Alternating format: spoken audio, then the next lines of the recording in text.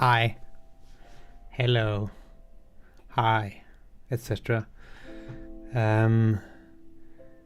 Doing a little live stream. Gonna do some development for my game. I have my to-do list and stuff. Oh wait, oh my live chat disappeared. There it is. As usual, I will post this thing to I have my Discord server, which you're all very welcome to join if you like talking about game dev. And I will just find this stream and post it there, because I always do that. Like that. What do we say? Fixing things for Steam release. Ping, what's it called? Live stream ping. There, I have a roll on the, I think that's, bam, there we go. Hello Minebill, welcome.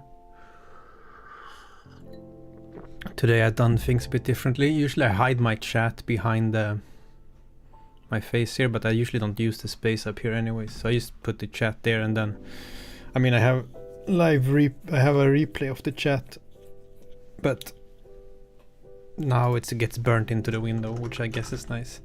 Okay, we have my giant to do. It's not that giant because essentially these are the things I want to fix before the release. The other things are not so important. So we have a couple of different things to work on. Let's see here. Let's go to and run the game, see if everything is happy. Let's see how this looks. Oh, very big game. Hello, Jakub. Let's see here. So we have the game running.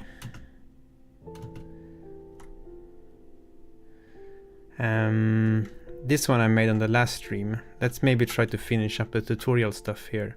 Maybe. Whatever else do we have to do?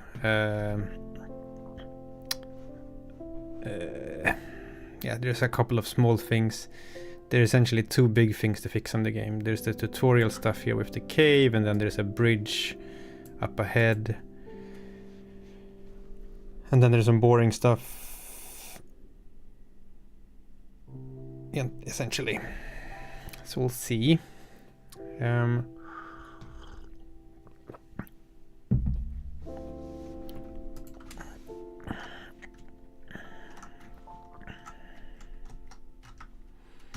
Yeah, this I made on the last stream. This is the mouth of the cave, and you can ask it to pass through, and this is to teach you dialogue. So you have to understand the system down here before you do anything else. Oh, that's actually a little bug there. Sometimes you can hit the corner perfectly. Anyways, not the worst bug ever. Yeah, it's so when you get over here it's all nice and good. So I haven't been working much more on this since last stream, so I thought maybe I should finish this up somehow. I also have some stuff with like Steam achievements maybe I should look at, but yeah, there's some different things. I essentially set the release date, set 2 weeks from now, and I wanna there's just a few things to fix. The game is works very well. It's just a few things to fix, like some tutorial things in the beginning and a few sound effects things. Well, I can fix all that in a week, that's no problem. Yeah, so I think I had some ideas for this stuff here, and it's that maybe today, actually, I have an idea. Maybe today we turn off the background music I usually have, and we turn on the desktop audio. Doing things different. So then it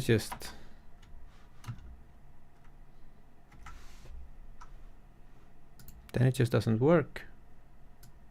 Hello, Mr. Desktop.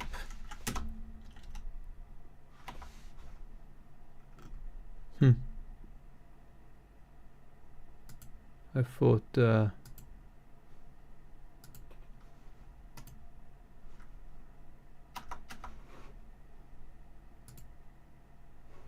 interesting, very interesting. Quit the desktop, see what happens. I was thinking, since the game is mostly done, maybe it's more fun to listen to the audio of the game, but doesn't seem to work really. Huh.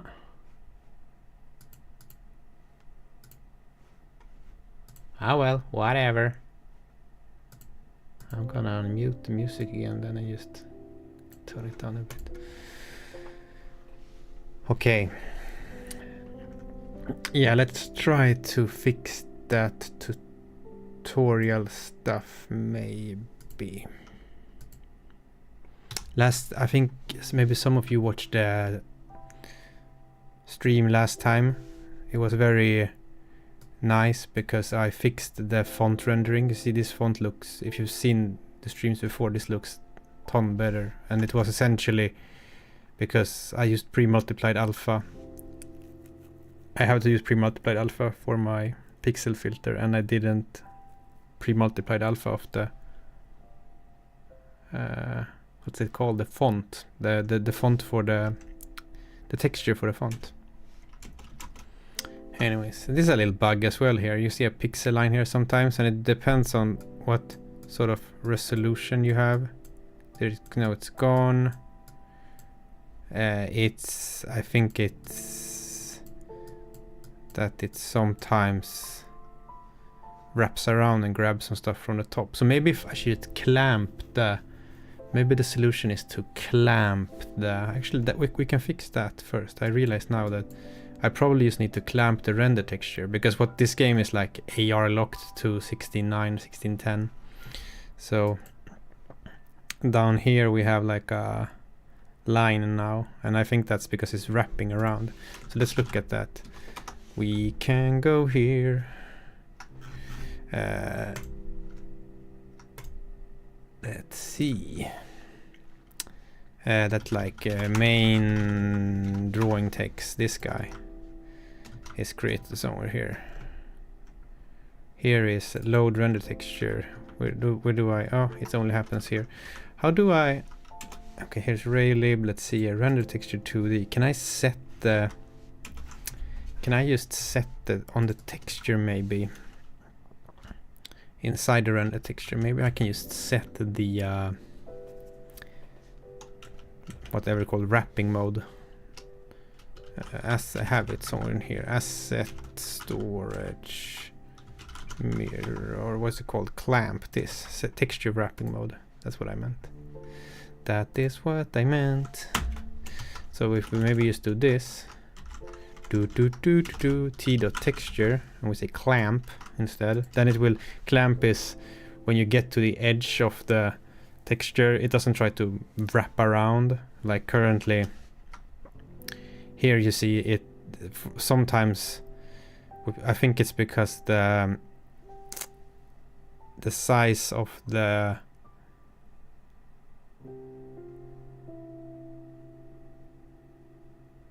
with the DPI scaling turned on and everything Windows, the size of the render texture doesn't perfectly match with the window, like it's like a pixel off sometimes. Shouldn't really be though, but actually I don't even run with the DPI scaling turned on in the release mode. It's only in the editor, but let's try to fix that anyways. Let's see what happens. We recompile with the clamp texture mode. Hello transient snail, great name. Let's see here. Yeah. Wait, now I get a black. Okay.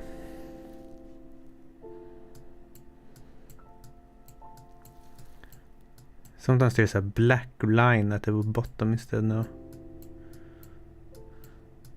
Maybe I shouldn't care about this since it doesn't matter. Since it... I don't think it happens in release mode. We can try that. We can try that. Uah! What did I just type? I think I typed in the... Where's the run window? It's gone.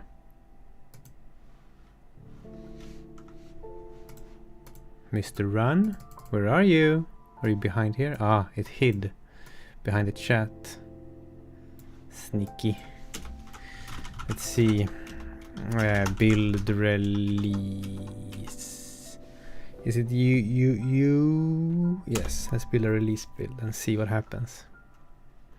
Bum bum bum bum bum bum bum. Release builds cat and onion 27.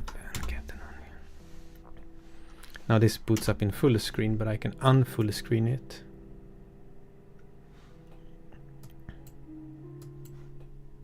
Let's see how this looks.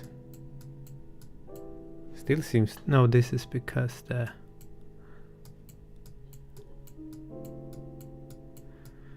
Yeah, in this case it doesn't happen, so it's a... Then we can ignore that. Maybe I'll just... I can leave this set texture wraps here, it doesn't matter. Oh yeah, there's some... there's some temporary changes in here since I... Let's do this. Git reset hard. I did some... how to say...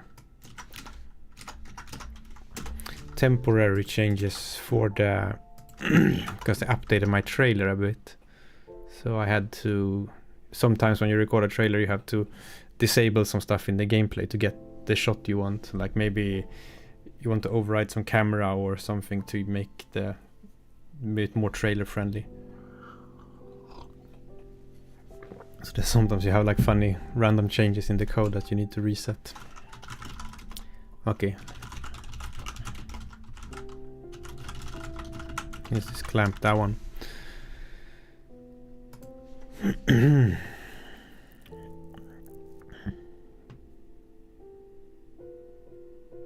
This is from the font stuff, but this is actually wrong, so I'm just gonna remove that. Fly to space. So.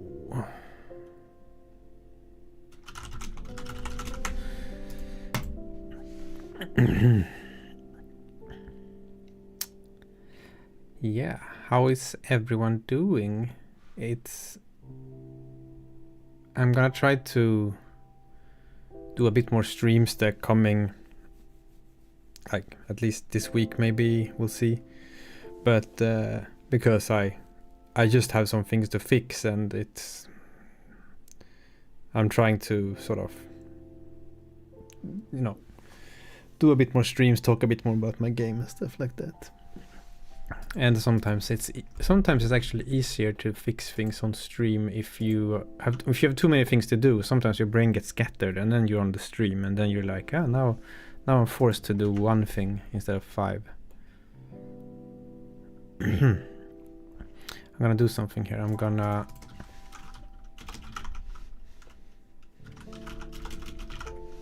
change this one to have the no, not you. This, because I've started streaming in very high DPI mode, just so that all the things on the screen are nice and readable. But that means that, I mean, this window is at this resolution, but it's scaled up so much. Alright, so let's go try and fix this now then, that I talk about but never do anything about. So here, you will drop down here, and then we need some kind of tutorial here on the wall, because that's usually what I like doing. I like this, and it needs to say something like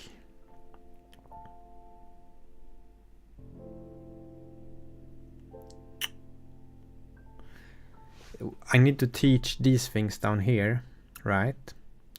So it needs to say something like change ability with the D and the A button, but on the wall, because the problem here is like, and I talked about this the last stream, the problem here is that when people have some of the things on the wall, like you shouldn't mix too much, like having some things here and some things here. I think. So I would almost like to can maybe completely get rid of these things, maybe. Like the buttons here. But we'll see. This one is not quite nice to have, the which button to press to actually do the action. But yeah. Hello Divine 203. Yeah.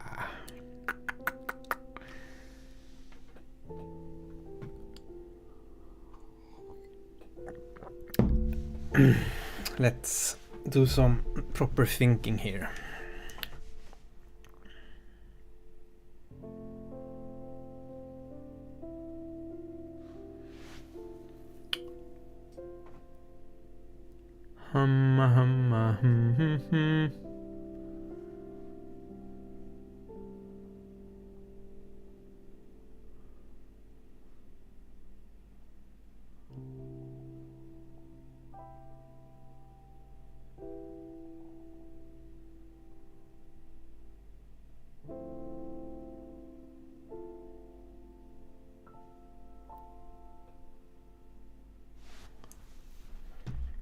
Let's see.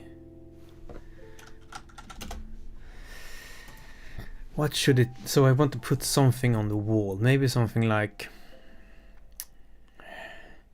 Usually I put these icons. Maybe it's like a speech bubble.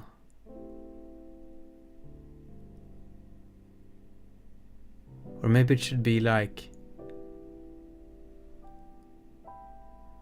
Maybe it can say like...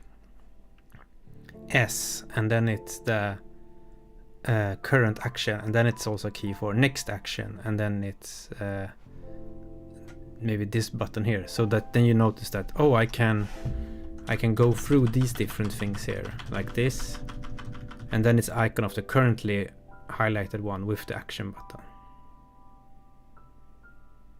So then it would just say here, now it would say inspect. And essentially this thing, and then it says next ability, and then it's this thing. I don't need to have this because people will sort of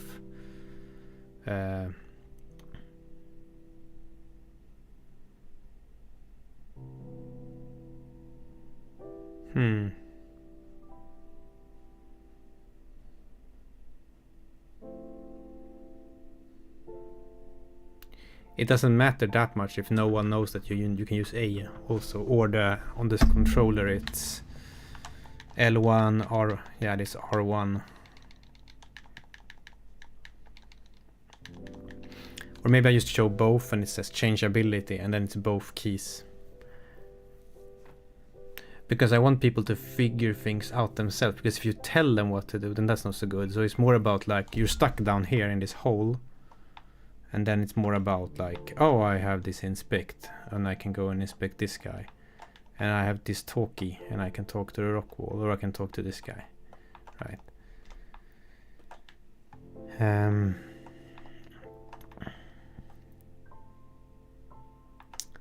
Yeah.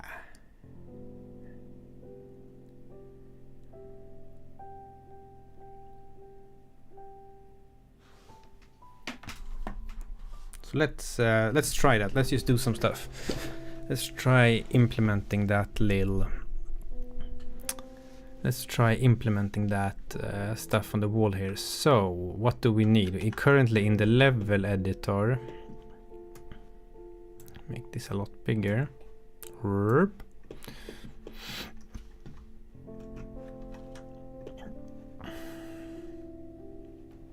I do have something here. It's just a disabled thingy.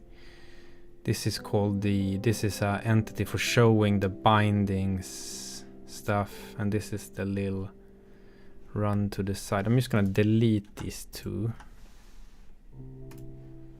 and then go back here, and maybe we'll add a new entity that's just like a usability tutorial or something like that. Yeah, just add that. Then we go down here, and we say we need a little texture for this. Let's put up Aseprite. We need a little texture for this. Let's see. It's like a 16 times 16 something, and it should say like this is just a placeholder in the editor. So I'm just gonna write A because it's the ability thingy. We go up here, we go into my textures folder, and then we say ability tutorial.png.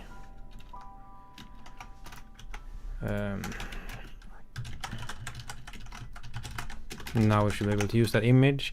The way this thing works is that these names here is just like which texture name, and the texture names come from assets.odin, which is a generated file with all the texture names inside. And somewhere in here is my, yeah, you saw it there. Somewhere here is the one, and that came from the file I just saved because it runs a script, and it runs a small Odin program before my main compilation that generates this file. So I have a name in code for every texture in the game, like this. So it's all good.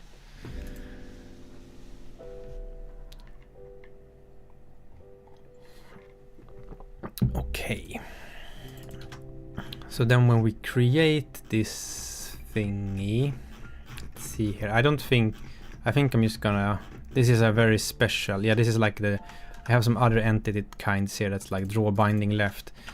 They're very special because I have code for how to draw them. So the entity actually doesn't do anything. I'm just using it as a placeholder to draw some stuff.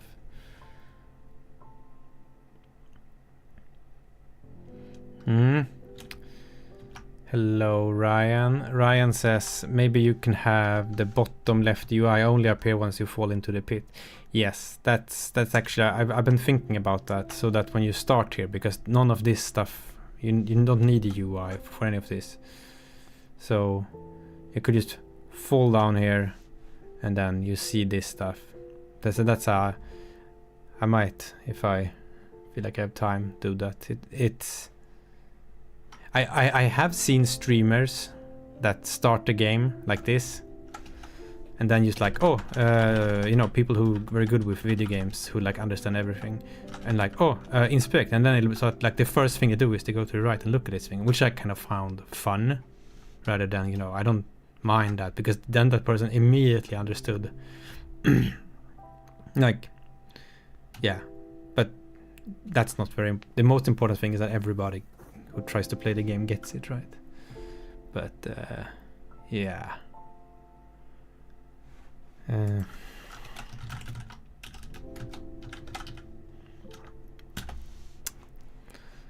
Anyways, so we have our new little entity. Maybe I need to reset the game.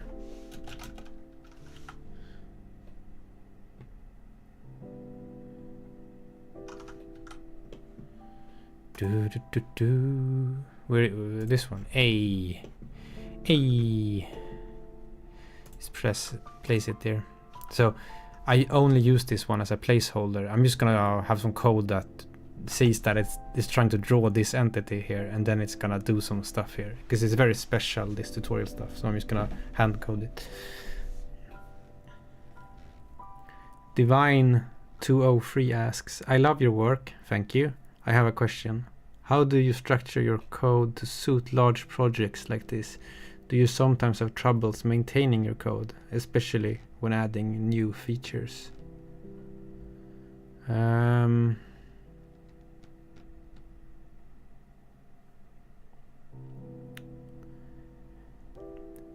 One thing with this project is that I have tried to keep it as the code as absolutely simple as I can.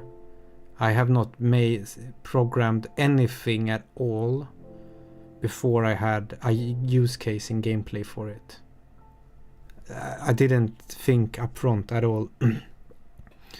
There's the downside to that is that my code is a bit messy and there's some combination of new and old systems and it's a bit all over the place sometimes. But since it's only me working on it, then it sort of works fine because I can find my way around, and none of that is really stopping me from working properly. It's just sometimes not ideal. But the thing with maintaining the code, when I always try to do the simplest thing, is that somehow, you know, if you try to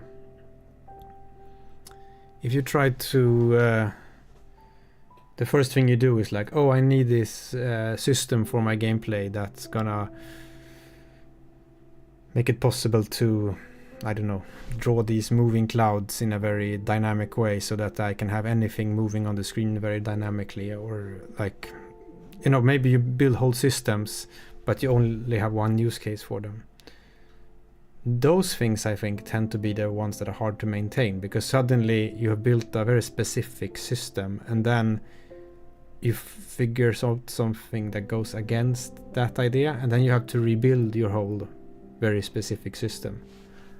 I mean, my code is very specific, but I haven't built that many like large scale systems to track things. It's just, I've just done whatever I needed to do to get the next piece of code in, and it makes it a bit messy sometimes, but like, I don't have any good examples. Like if you just look at my draw world, it's a bit messy. It's like, here it draws the tiles, and then there's here's some stuff for drawing keyboard bindings that just ended up there, but that's easy to move if I want to. And then blah blah blah blah. Here is some stuff for drawing something of interactables that's just hard coded in here because I didn't feel like putting it in a separate magical system. And then it sorts some renderables. I think it's somewhere in between here. Put in all the entities in this list of renderables, and then it goes over them and draws them. But you see, there's like lots of rubbish in here that maybe shouldn't be here, but it doesn't. Yeah, here it goes over all the entities and takes the parallax offset and that stuff, adds them to this list of renderables that is sorted later with the layer, because there's a layer number. And yeah, I've just done whatever I need to. Like whenever I feel like my code is too simple or gotten too messy, I have had to fix it. But I don't know. I've never had so little trouble in this as in this like in my previous like hobby projects or whatever. I've had more trouble with like feeling like I'm stuck with my code because I've over-engineered systems, so I've been thinking too much upfront, like, okay, I'm gonna build it like this, and then I build some system to kind of cater to what I think are my needs. This time I've only built systems when there is like at least 3 like even if there's 2 cases that need the same code, I still copy paste. It's like if it's 3 times, like in 3 different places, I do almost the identical thing. Then I make like some kind of centralized thingy for it, maybe. So and programmers tend to not like to hear that kind of stuff, because you know it's like this kind of many programmers are like, they try to keep their code very, like, I think for some people part of the fun is having everything very tidy, and I've been there as well, but it's not. I've found that somehow when working on this project, it's been fun to sort of just be a bit more loosey-goosey and do stuff and actually get more gameplay in, rather than worry about how the code looks, as long as the code doesn't get so bad that it's stopping me from getting somewhere. Anyways, So we have that, and you're gonna see an example of this now, because I'm like, okay, draw binding left. Where is that? Where do these happen? Okay, here. Yeah, here we are. This is the main world. This is the main entity for loop that updates all entities in the game, and most of these just have renderables on them, which is like a the player has like a renderable which renders texture. All these this guy has a renderable that renders this texture. The tiles are not don't have renderables because they're tiles, they're special. But for a few of these entity kinds, I do special drawing here, and almost I think all of them here are these tutorial things. So I'm just gonna add more here. Case ability tutorial, like that. And then what do I need to do here? I want to draw the current ability, I think. We're just gonna see what happens here. I'm just doing a bit of exploratory something here. I want to draw this one, I think. How do I do that?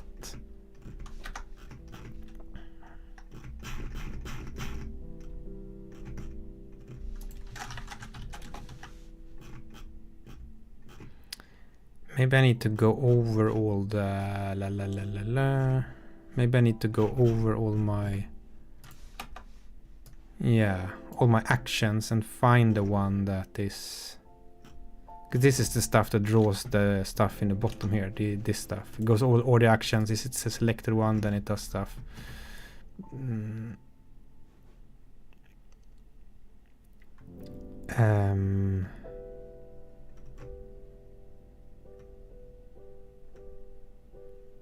Right. Show portrait. Blah blah blah blah blah. Where is the stuff that this texture, this one, it's used here. Okay, this is the stuff that actually draws that little texture.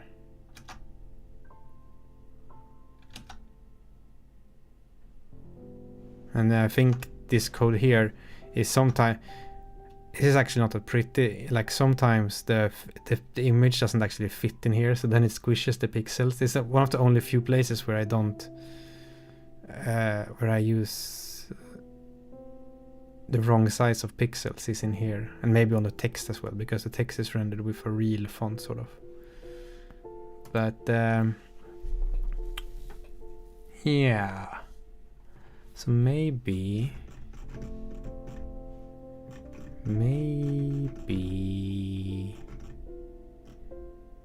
we, I'm just gonna think again. Do I want to, it's quite a lot of work to get this thing to draw here, but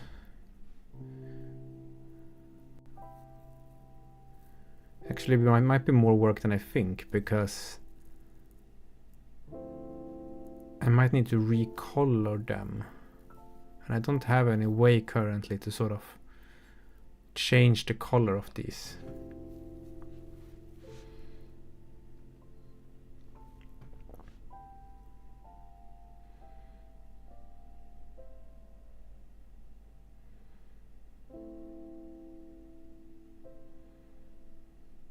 I could just say use ability, and then it's this button, and then it's like change ability, and then it's like the A and the D, and it says that on the wall. And then you sort of notice that when you press these, you see that this stuff in the corner change. It's just a bit. I think maybe that's better, because it's more general, because otherwise you see the button here sort of, and it says inspect, and then you think that S is the inspect button, but it's actually the usability button. Yeah, let's do that instead.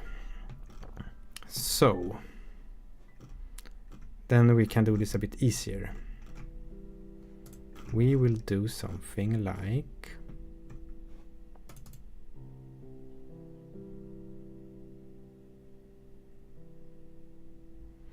draw, binding, use. This is almost the correct stuff already. This is I don't think this is used anymore. I will steal that. So if we're in gamepad, then it should say usability, blah blah blah. Let's just see what happens if we use this code. All right, there is the and if okay. So this is some old code that's not used anymore, so it's not updated, but I can use it as a basis for my stuff. So this is sort of what I'm going for, that we will have in the background here the button to usability, and then it will say these two things, right? And I hope that will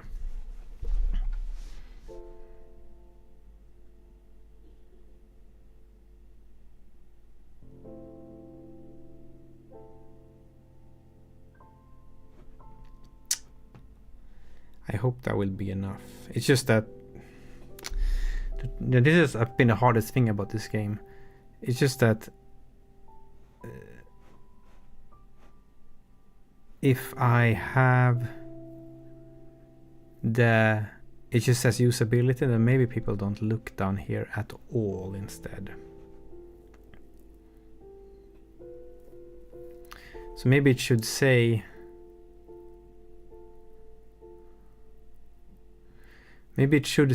inspect here and that one, and then it says use change ability, and maybe I'll somehow will be able to add in the icon after later or something.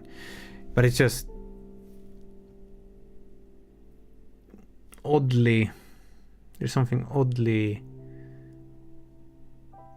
the tricky thing about this is that I have two UIs here. I was thinking about removing sort of this L1, R1 here, but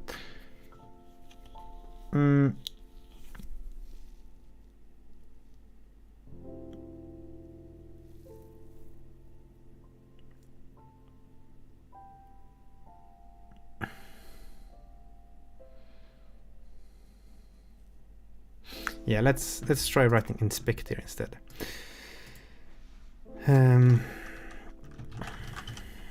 Inspect, like this stuff. Okay, then I need don't I? Okay,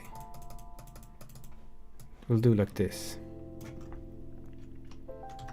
Where is all action? Where do I fetch all action? Let's make a new, let's take this code, wander down here somewhere, get current ability name,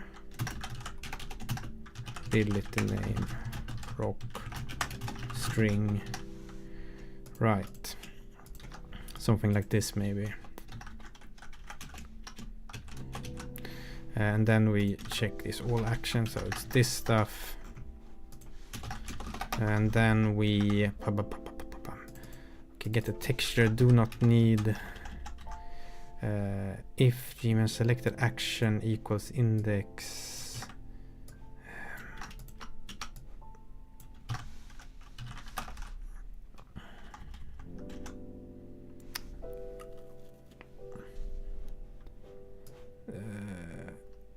right,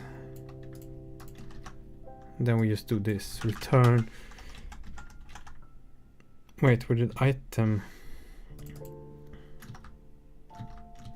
Did I remove too much code here? Oh yeah, no, I didn't. Item name is a global thingy, so it takes the name of the item name is just this thing. Whatever. So we can just say like this. Return, and then we go down here and we return nothing.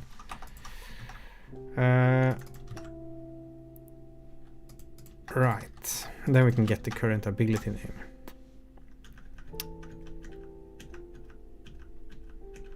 Where was I? Use ability tutorial, this stuff. ability name.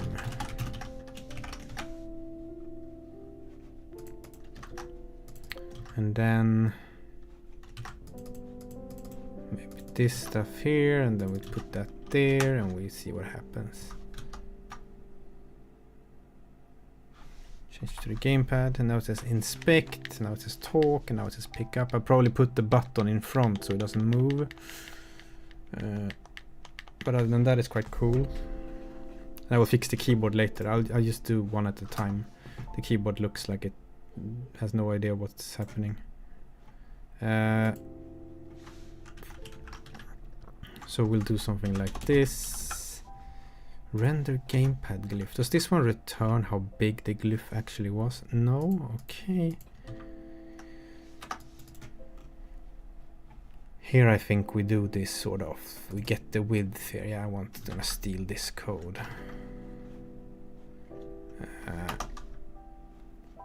Blah blah blah blah blah blah.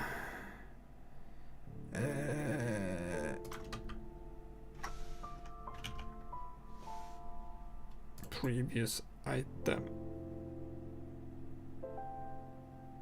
I use, I should say here. So what I'm doing here is I'm trying to get the glyph.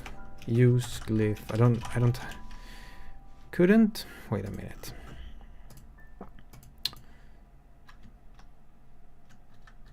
Undo this shit.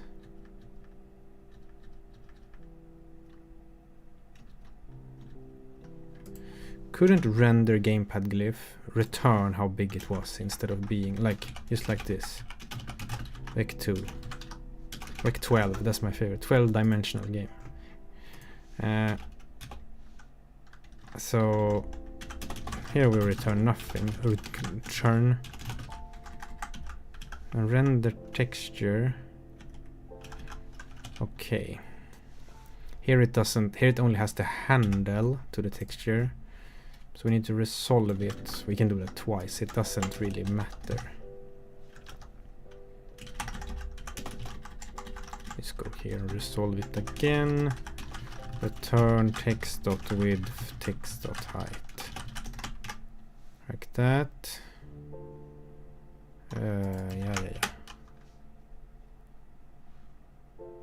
Yeah, and then we have some casting to do.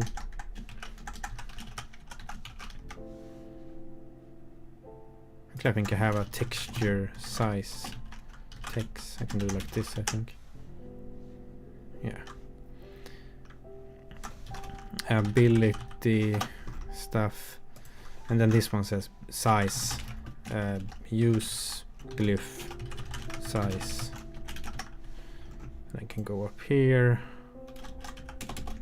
Just be like this. This is my the size of this rendered. This guy here is there, so then we don't need the size of the. This is I measured the ability names size, but we don't need to do that anymore because the position is e.pos. How did I used to add use ability? It's like use glyph size dot x comma 0 or something. Maybe like that.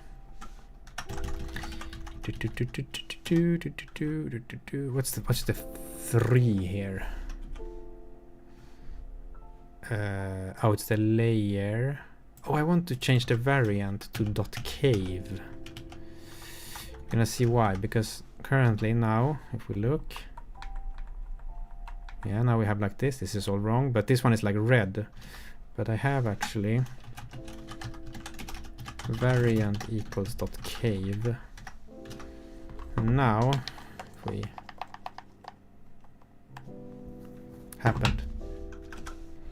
Oh, I should try to fix this. I have sometimes I have a crash with the hot reload. But the annoying thing about it is that it only happens when I don't have the debugger attached. Which is why I never caught it. How to fix something like that, huh? It's been stumping me for quite a long while. I don't know when it started happening. Anyways, now it's like this brown thingy. And then this should be color, is it color brown? Yeah, this is more how I want it. The cave painting stuff is sort of like in the background, brownish. The layer. Yeah, why is this one using 3 and not e.layer? Then we can go in here. Oh, this got small now. Restarted. Everything is a bit funny on stream because I have this high DPI. And then I put the layer of this thing to 3 and then those will get that. Okay.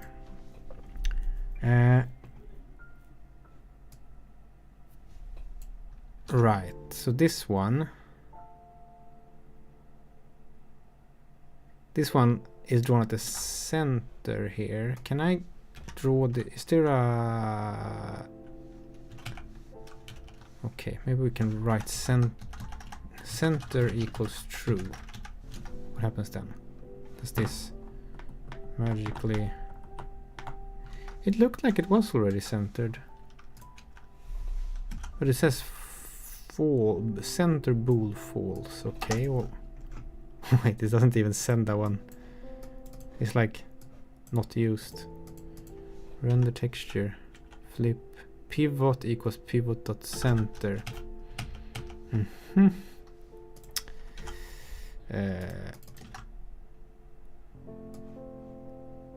Let's change it to pivot equals, pivot is a, what was that? Okay.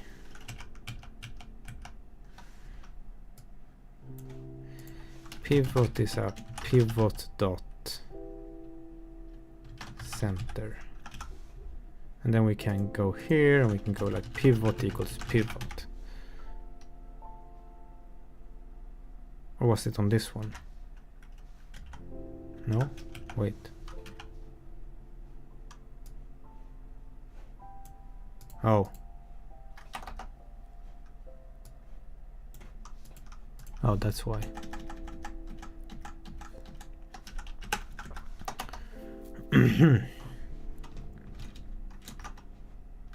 So now maybe,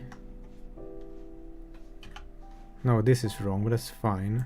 I say pivot equals upper left, because it's a bit annoying how this is. There you go. It was centering this on the, this is the position of the entity here, and it was centering it, but text is not rendered that way, so it was annoying to me.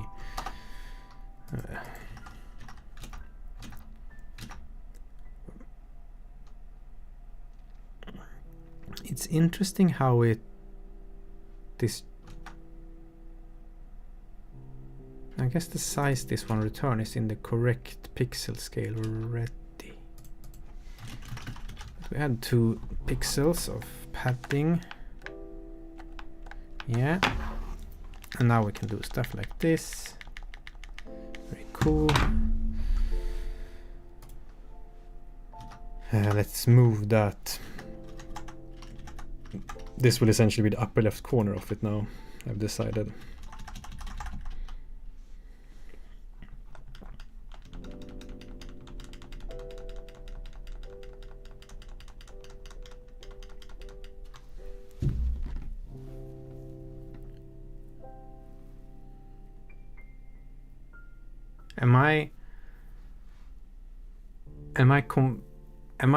Will it be will this always be confusing?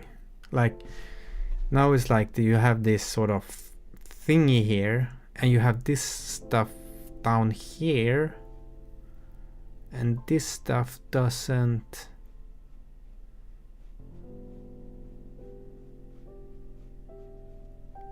This stuff doesn't, like, it's like it's saying the same stuff in 2 places at the same time on the screen.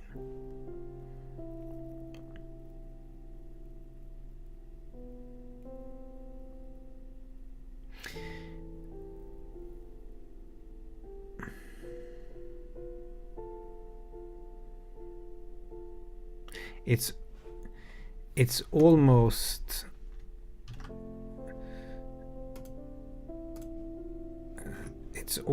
as if I should not show these things maybe in the beginning and show this on the wall, and if I want this as a reminder later in the game, then they start showing up when you exit the cave and you leave the tutorial. But I don't know, it's just...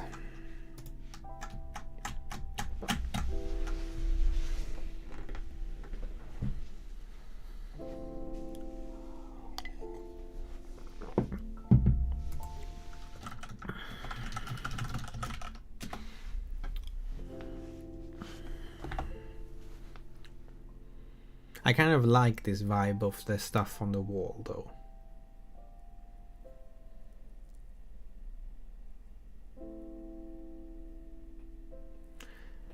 So I can reiterate the main problem in the game that I've had, that I'm actually trying to fix, is that people went over here and didn't know how to pick up the butter. But part of that was because there's a B on the butter, so they tried to press the B button on the Xbox controller. So they got confused. So I'm just gonna remove that B.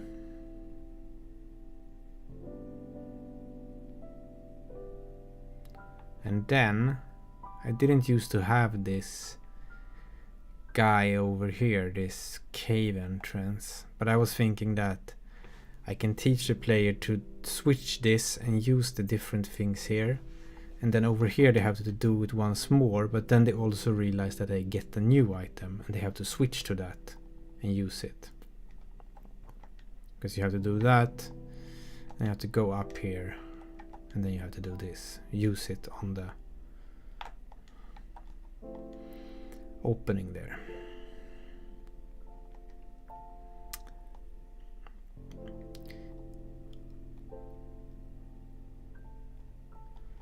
Because this is all super good, this jumping stuff here with the X. And then we have the hold X over here to climb. All good.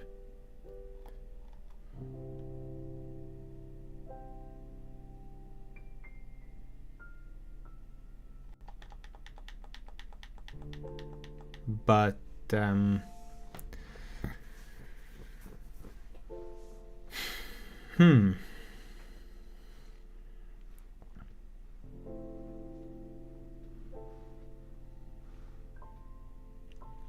it's a bit tricky what exactly to do.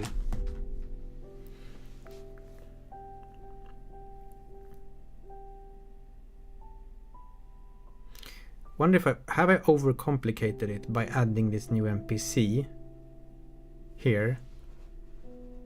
Wonder if maybe I've overcomplicated it by adding this guy. And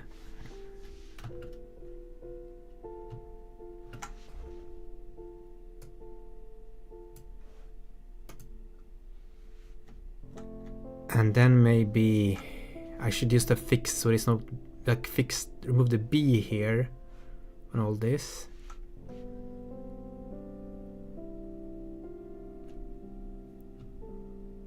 But I kind of like the cave opening now. It's very funny and stupid.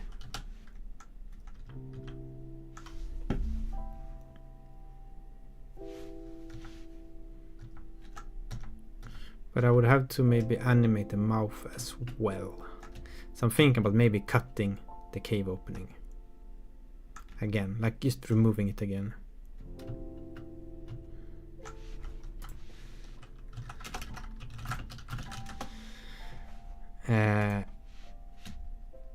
And reintroducing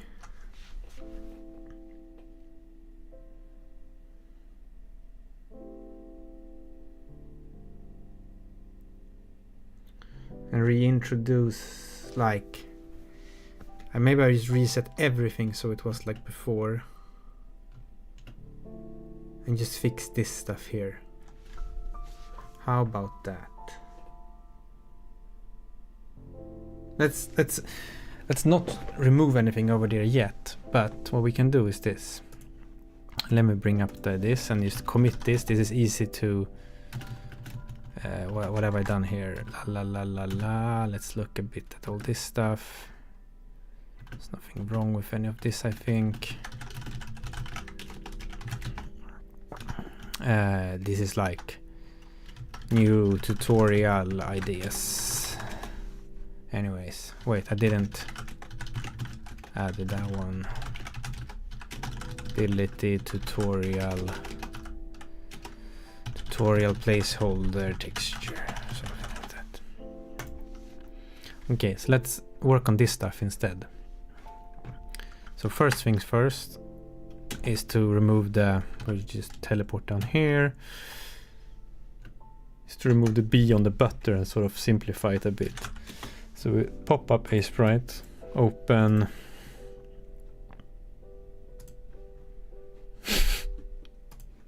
interesting things. Where is the butter? This.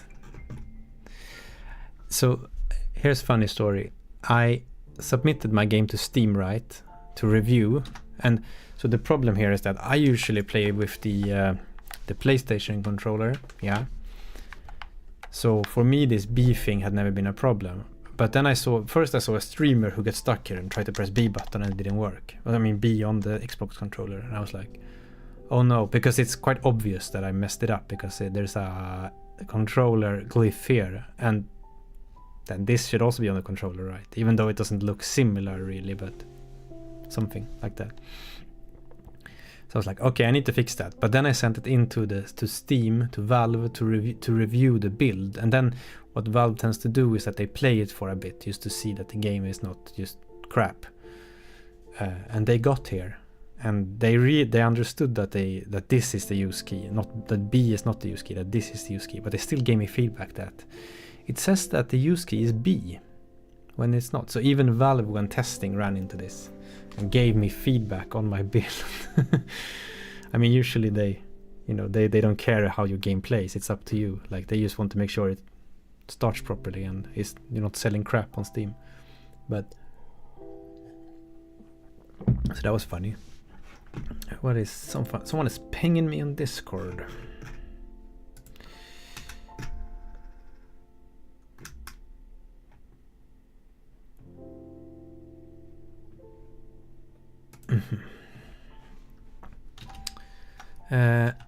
Let's just do this.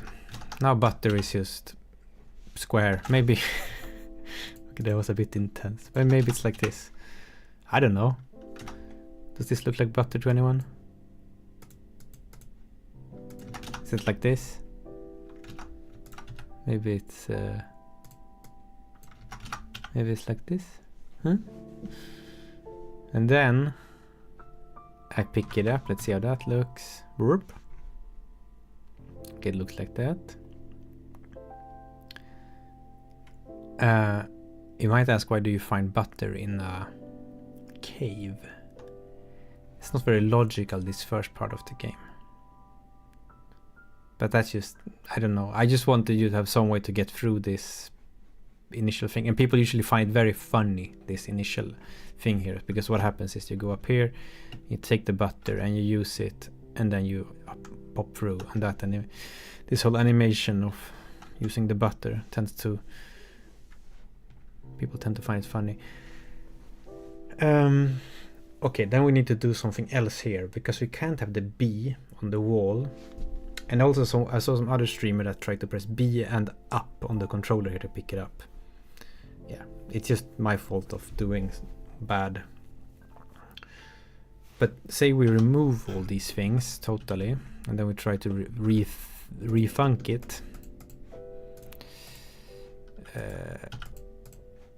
Remove these two guys.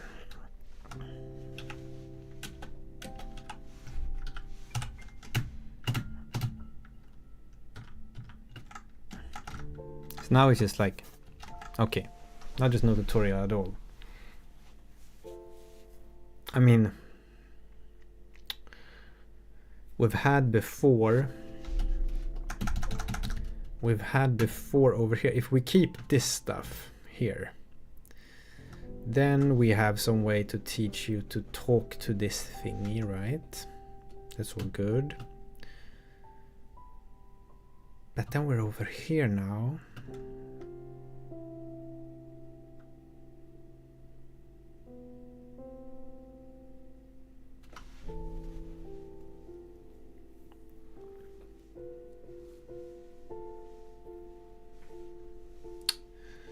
Then we are over here now.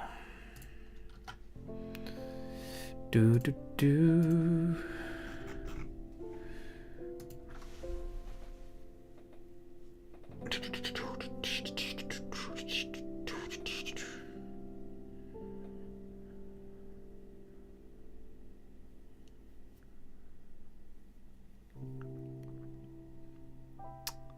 What if, let me bring back those guys, this.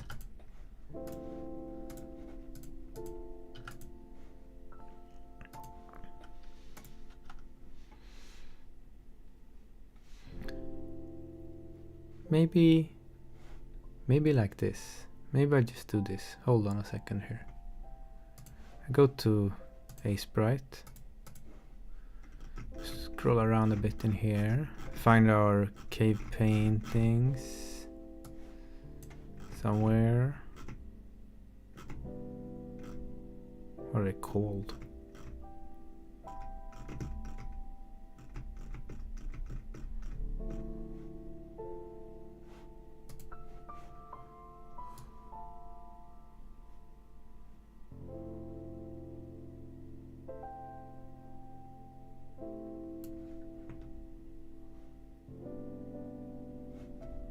Are they in the wrong folder?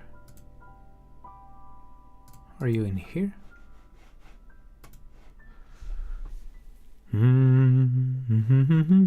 Oh, there they are. There they are. Maybe I just remove this. And I take this thing, put it something like this. Remove that, take the brown.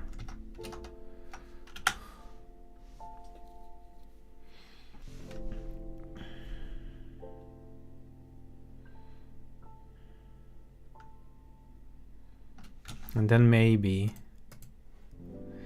we do like this.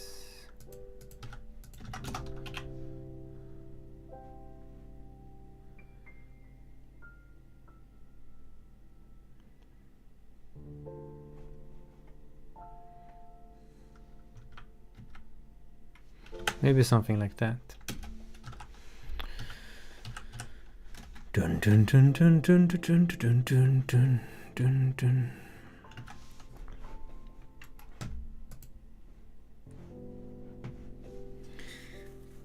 Now at least, I mean, that thing is there, that thing is there, that thing is there. This thing looks like it's the cat is picking it up somehow. And here's like this icon here with flying through.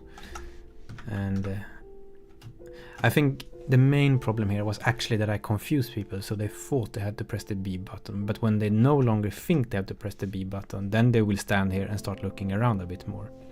Right.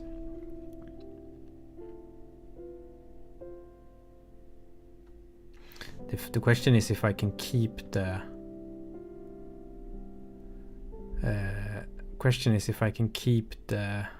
arrow here, maybe. Hello Coda. Coda asks, how does multiple selection work in your map editor? Let's see here. Yeah, I can do like a box selection. Wait, like this, you see. All that. Can box select stuff, and then I can move it with the arrow keys and stuff. The way it works, how does it work? I don't remember. Let's go look. So for some reason it's called move. I added this editing mode called move for doing bulk movements of stuff. So I could select, I can select both entities and tiles. So you see. Oh, you mean when I select tiles in a tile? So you mean this stuff that I select multiple and then I can paint. So what this stuff here does is that if I select these 3 tiles here and now I paint, now you see it sort of randomly picks between them when I paint. I guess that's what you mean. The way this stuff works is that let's go to the code. Edit mode place tiles.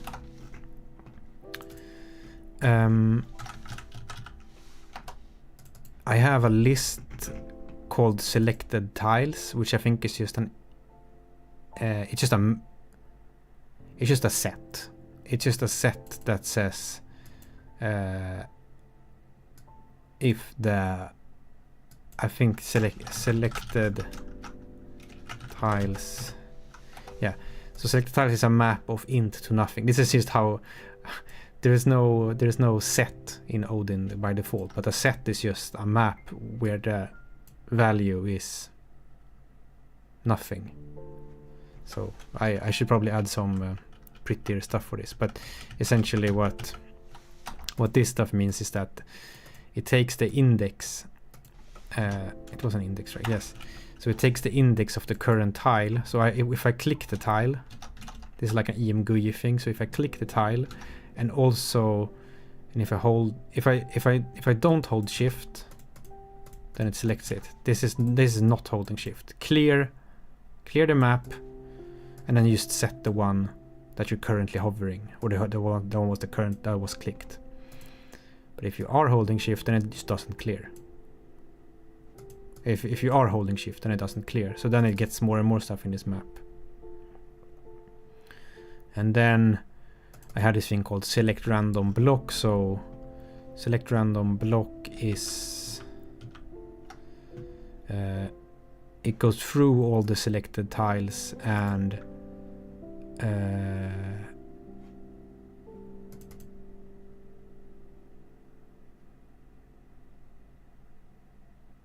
what does this do? Oh.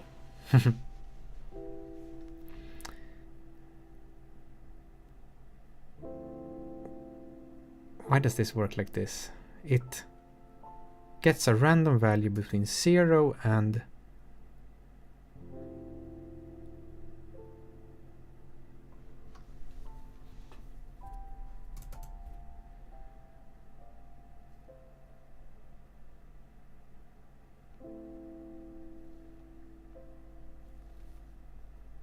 there is some very good reason to this, but essentially you need to pick one at random in the selected tiles with this one. And I run this after I've clicked, so that's just so that when I add new things to my set while holding shift, it still runs this one even when there's only one in there, but then it just randomly selects from one.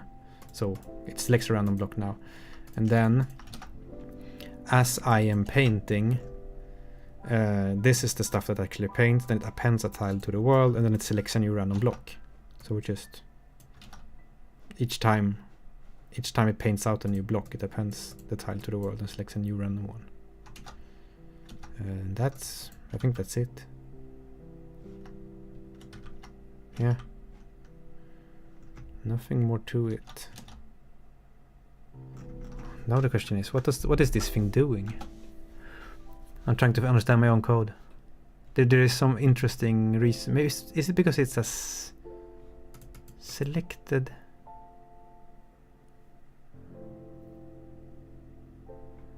Selected tiles. Yeah, you could also just have a list. I mean, I have a set just so that it's easier to. I don't think I need to have a set actually. I could just have a list. No, the set is just there so it doesn't appear several times. It's just, you could also just have a list, and when you try to add one, you run through the list and check. If it's already in there, you don't do anything. But so then you don't need to have a set. Then you can just have a list of tiles. This one is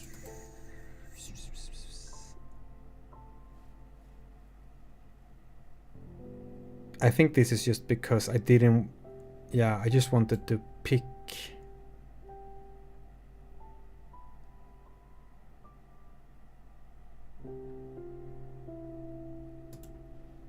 I'm picking a value at random between 0 and selected tiles.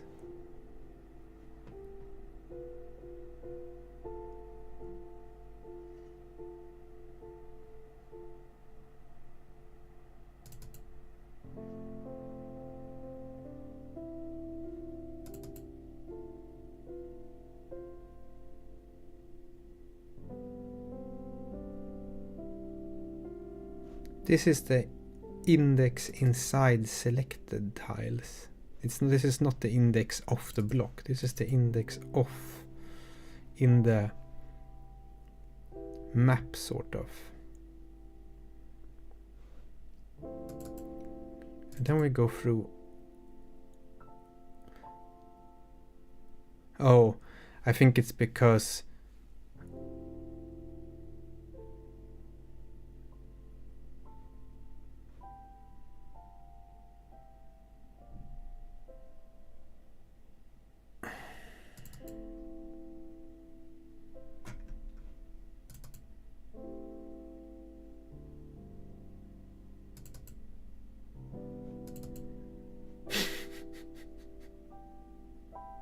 I'm very confused why I wrote this code like this. This is like 6 months ago I wrote this one, and it was for some good reason I did it like this. Anyways, it works. I don't need to think too much about it, but this is a list of, and now I want to figure it out.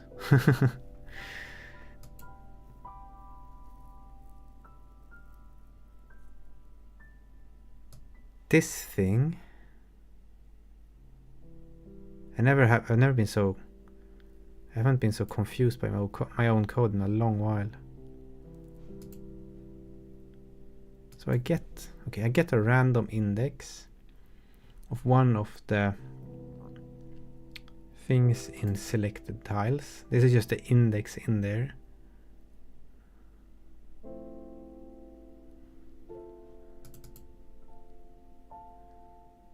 And then I start looping over all my selected tiles, which will give me the actual index of the block of each selected tile, because that's what I added to this map. And then if this thing comes to 0,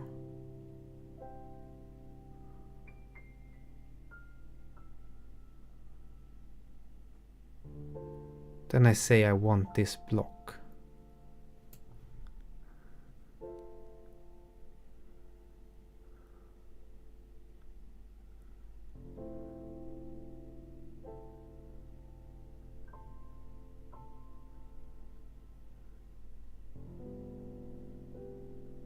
I think this is because I can't just index.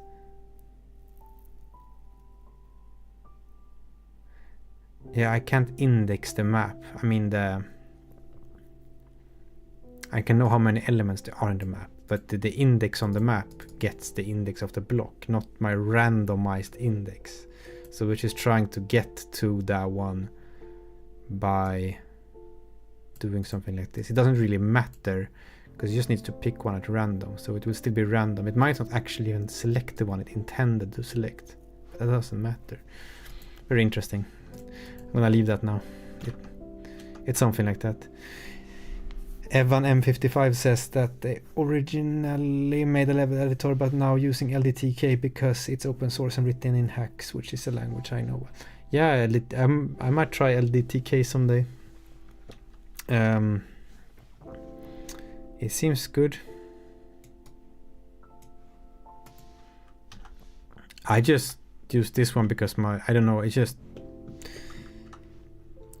I wanted to have a editor that's sort of what I can very specifically make this game. It's just like, there's some tiles, but then there's some, I place my parallaxing objects in a very specific way where I have a separate parallax on each object. And then I have the ability to edit splines inside here to do animations and some stuff, and it maybe I could have solved all that with LDTK, but yeah. Okay, so now we have this instead. Is this better than before? I was thinking if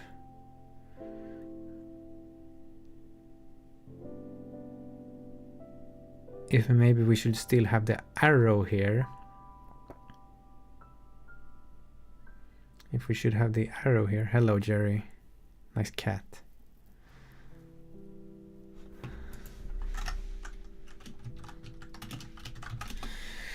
So I was thinking we should have the arrow up here.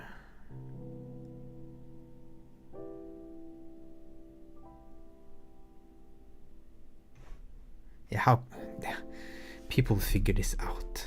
I think I'm being too paranoid about this, but I just was very thrown off by watching people not understand this properly. Maybe something like this. So you come here.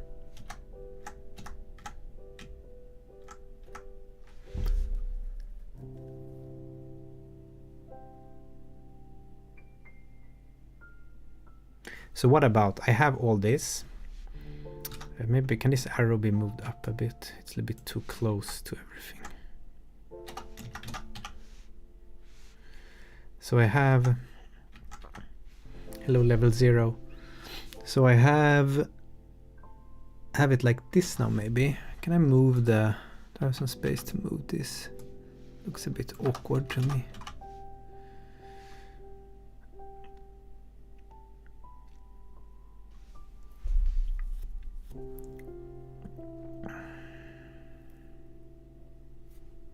Yeah, I think this would be good now.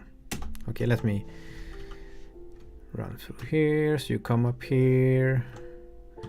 And then, so another thing I'm doing, I'm actually flashing this one while you're standing here. That's how much I'm really trying to make people.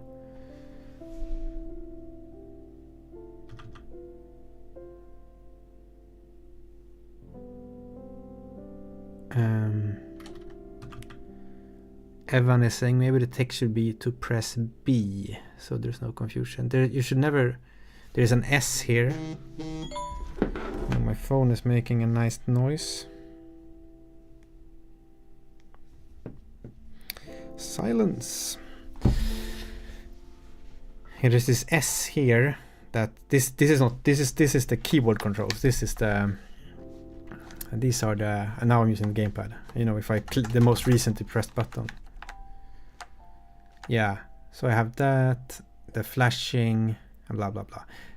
I've just removed the confusion that make people think they should press the B on the Xbox controller, which was the old problem when it said B.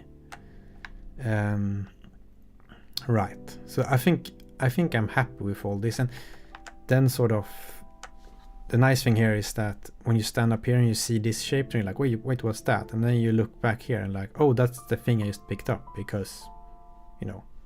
Yeah, I think that's okay. Right. So then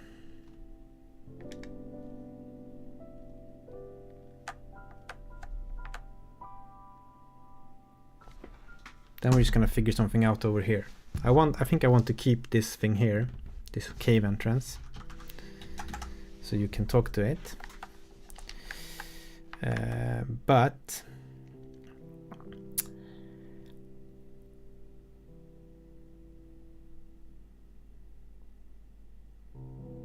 maybe I should have something similar to over there, where there is a cat with the speech bubble on the wall.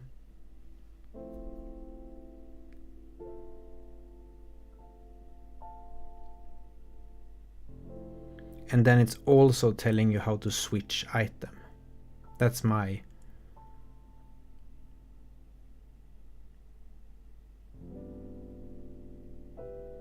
current idea.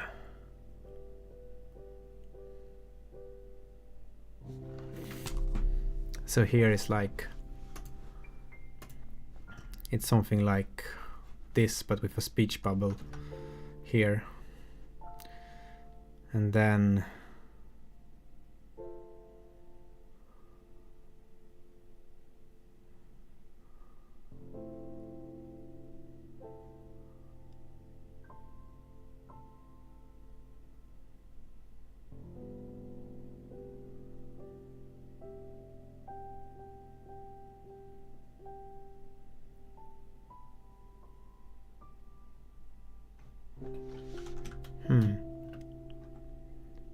maybe I can.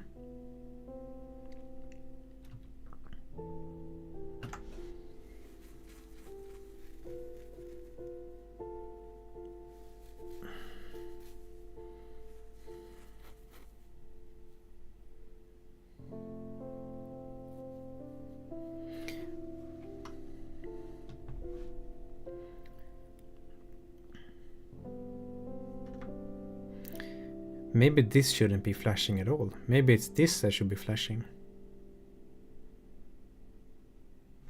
And maybe I should do that over here before you talk to this thing. Like you stand out here. There's a picture of a cat speaking.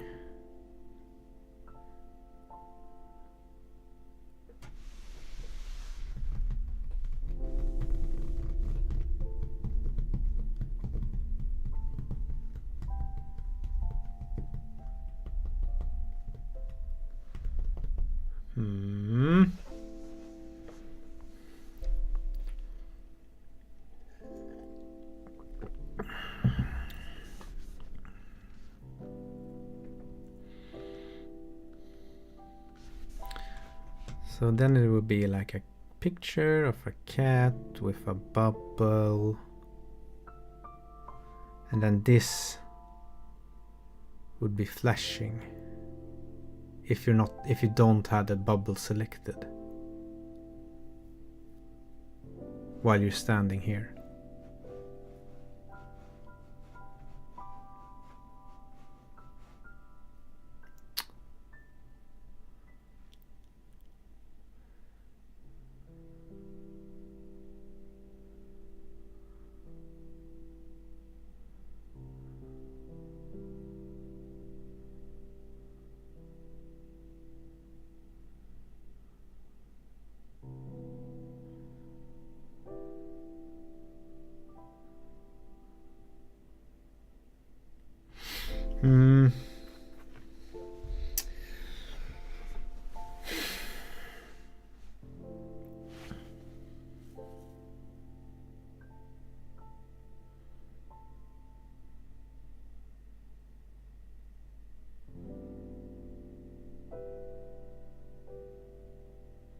So there's like, you know, I don't want to,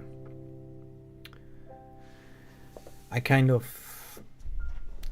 want it to be as little repetition, I think, of down here as possible. I think that's a good idea, because I don't really, when I put this up here, I don't really like that it's like this and like that. Right. So then, in that case,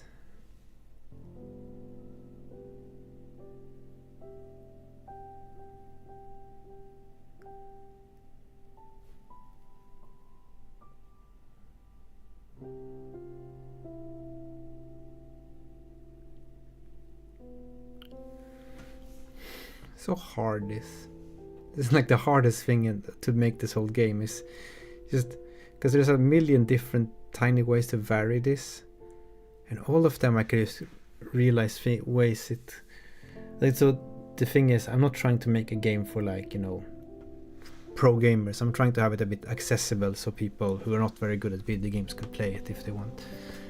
Then there's a few problems here, like this stuff is maybe not that obvious.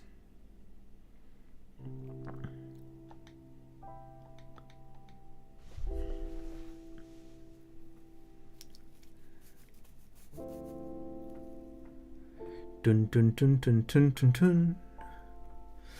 Yeah.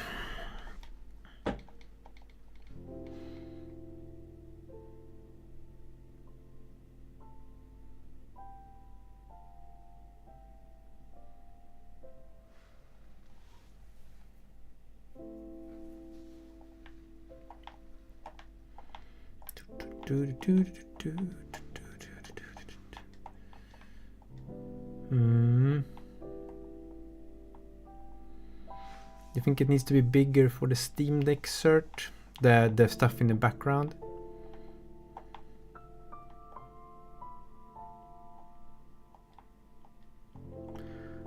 Well, if you think like this,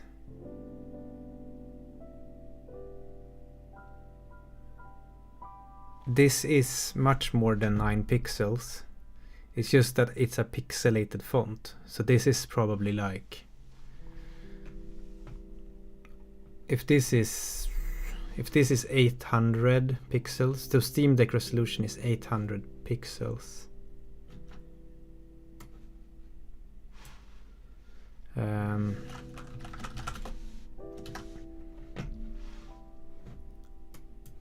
So if this is 800 pixels,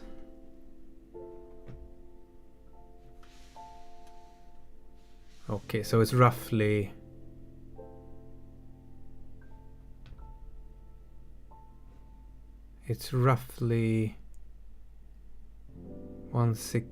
okay, so half of that. So this one then this is 56 pixels high currently. Half of that is maybe, I think this is like 20 pixels high text or something. 25 pixels, 27 pixels maybe. Tall text. So it's quite big on the, I mean, I played it on the Steam Deck. I have a Steam Deck, so it's quite easy to read, but don't be fooled by the pixelated font. Each pixel is like 4 pixels. So I think that this text is like 1, 2, 3, 4, 5, 6, 7, 8. I think it's like 8 times 4. 1642 maybe, for around 30 pixels high. Yeah, it is hard to know what's intuitive for people who have little gaming experience, besides having them play the game and tell you. Yeah, I know. I'm usually, so I try to be a bit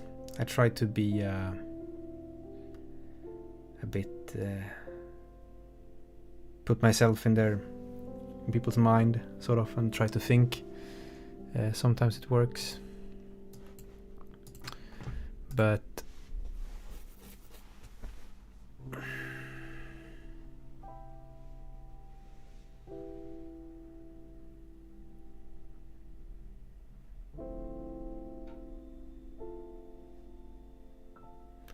yeah, in order to have people with little game experience to really understand the game, you really have to introduce one concept at a time, and maybe even have several examples of the same concept to sort of drill your point home. So I think in some sense I'm not gonna really get there to have it people like totally for anyone, but I just want a good tutorial that's understandable for most people. The important part is to never confuse, because then you can confuse the most experienced player, which is what happened with the B button stuff over here, which confused the Valve staff and streamers who played my game and everything.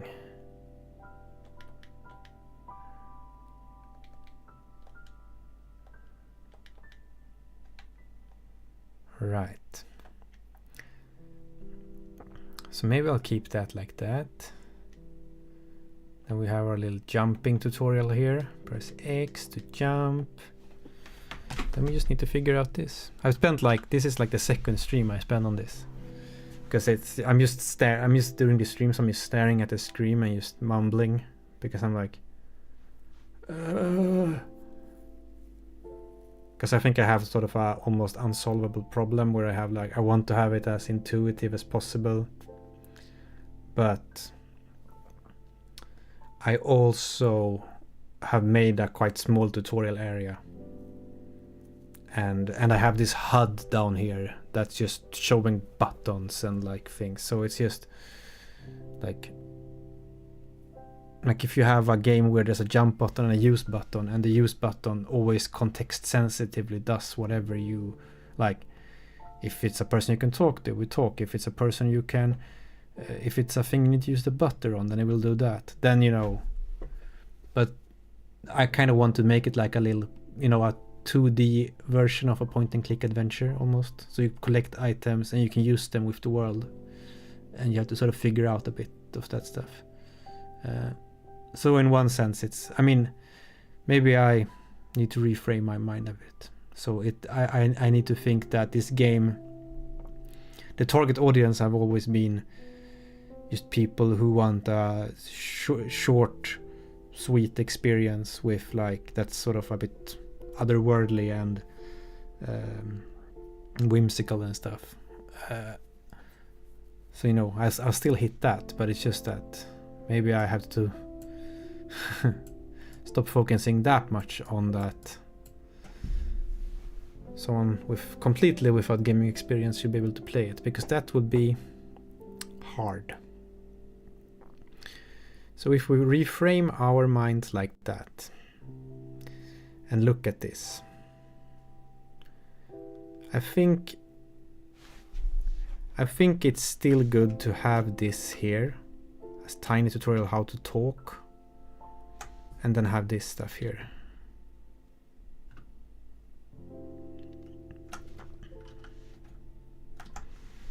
All right. So in that case, I will have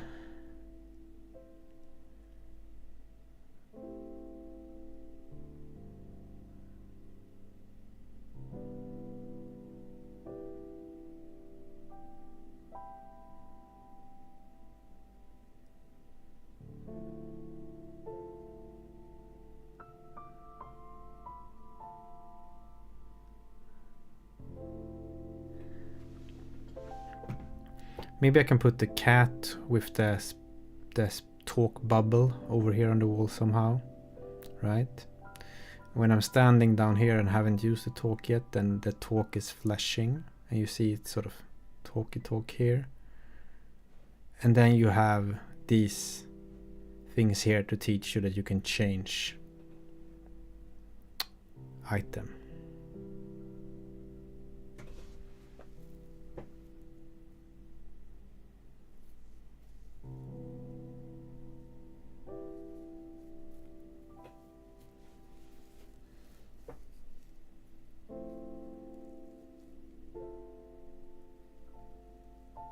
Let's start with I'm gonna fetch my going to source data and take the where's the idle animation? It should be an eye. There it is. I take this one. Here we go.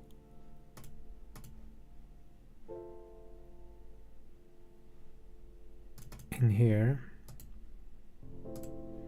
we say cave talk png. No. Remove that frame. Cave talk to png. Go up, go in here. Right. And these are usually outlined in brown. Then the eye is brown, and then the cat is black.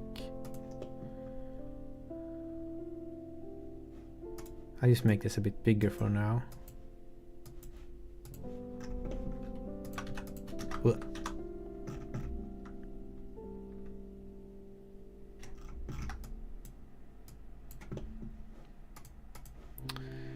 and then we go to the textures folder, and where is my speech bubble?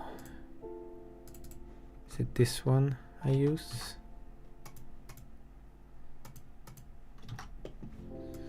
Maybe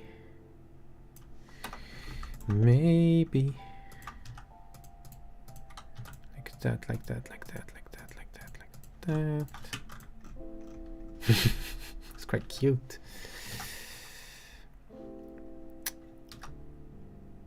And then we recompile the game. Should be able to place that types here.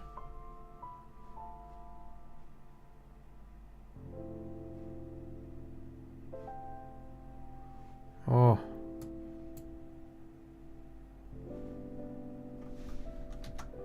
My DPI is so high that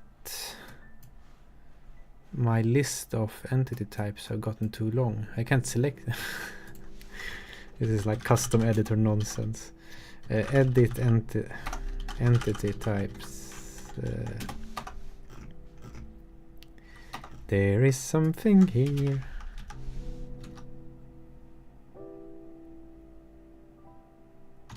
And then we just need to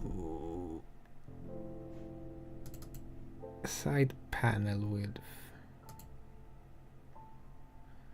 No, I'm not gonna add a scroll bar. I'm gonna make this wider. So I can get to my new button. But now there's 6 wide here, and this thing is not wide enough. Why do I bother with this thing? Can't I instead do like 6 times metric editor tile size? Let's see how that does. Compile, compile, compile, compile. There we go. Done.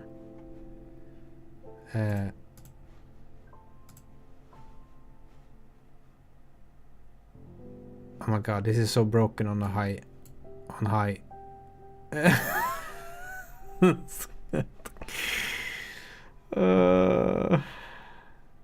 because I've changed my DPI scaling for streaming from 150 to 250%, and my editor is a piece of crap. So now it's just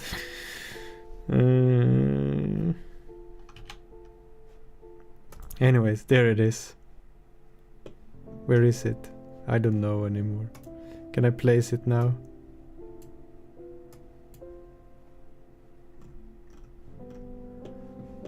Oh, what is going on? Everything is broken.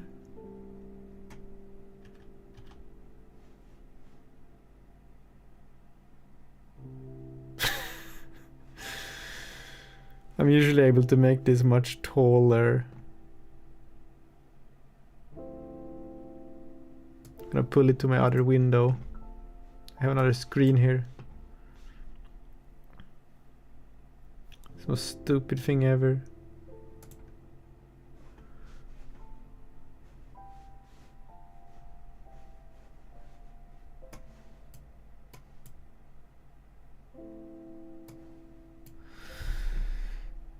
Yeah, I should have a scroll bar, but I never had one because I used to run this in very high DPI and kind of,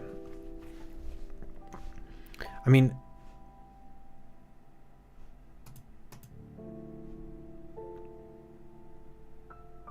there is another way to fix this.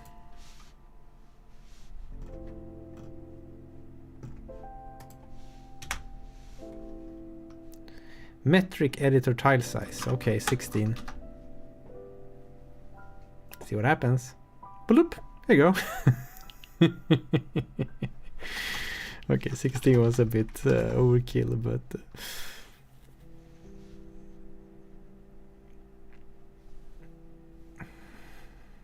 why do you guys leak like one too many into here?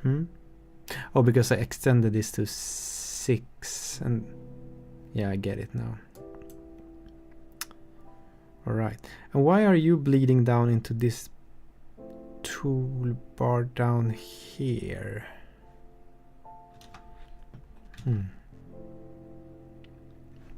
We'll see. And let's go back. There's a proc here to select texture.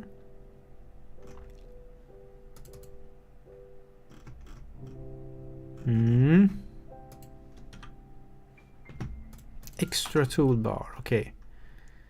You need to be 4 pixels high. 4 tiles high. Boop. There we go. And then you need some extra margin. Come on. There you go. It's just the background is wrong now. Right. Why is it off by 1?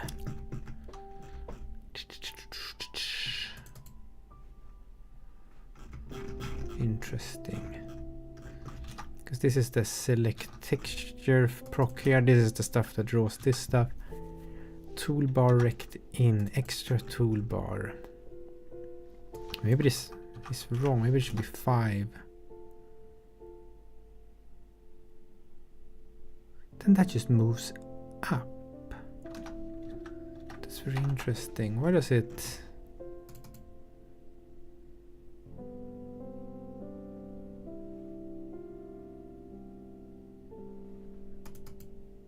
Rect cut bottom. Tile size times 4. 4 rows. Okay. And then it sets the height of it to the height of the tiles. So it draws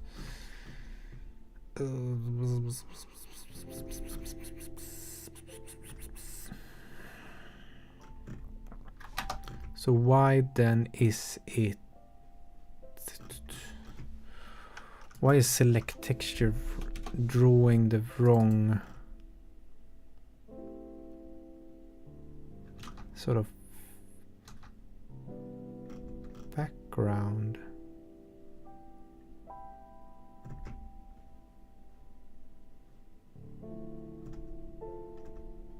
This is just for drawing. This is for drawing each of these. And this is for drawing the whichever editor you have select. Oh, I know why now. It's stupid me. I have split this code into 2 parts probably. Side panel. And then fields background. Toolbar high. Yeah, here it is. 4. Now it's gonna... This is gonna jump up here with the dark background. There you go. Right. Now I can use this again. Oh no, what's happened here?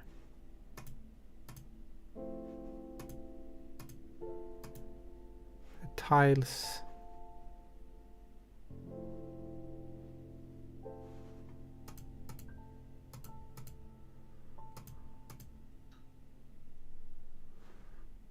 Tiles also got smaller. Ooh. Yeah, but that's not so weird. Go to place tiles and have a look. Okay. The problem here is that it should... This stupid... there's a side panel width here. I don't know why. You just take the tile size. Just take the tile size times how many times you want. Now it's gonna shrink. Bloop. All good. Okay, place tiles. We want 6 place entities, I mean. We want... Yeah, here I... What is this? This is me just doing crap. Here I just want this. 6 in our width. Come on. Here you go. It all works. Okay. That's that little catastrophe fixed. This one can be like, this is my property editor sort of.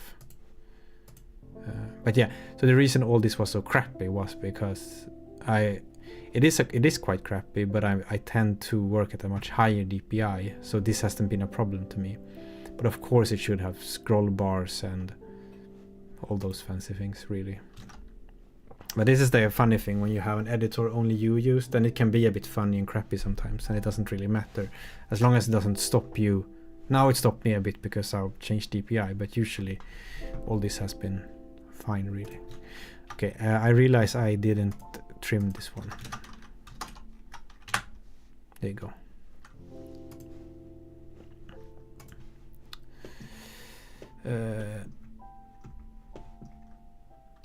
Okay, where do you want to be?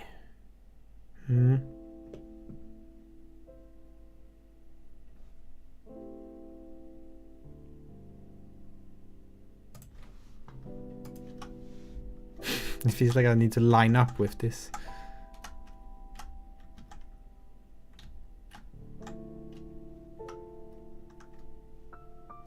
It gets a bit weird because it just gets messy with this in the background.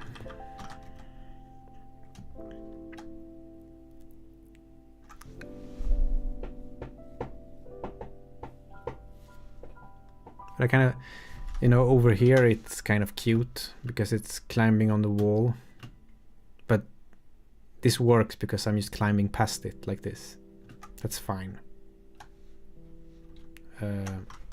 Whereas over here, I teleported there. Whereas over here,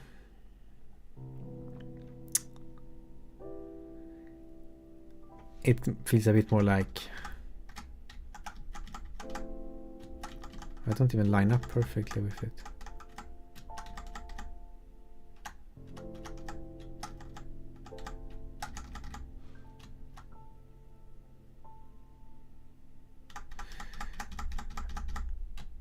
Yeah, I agree with that.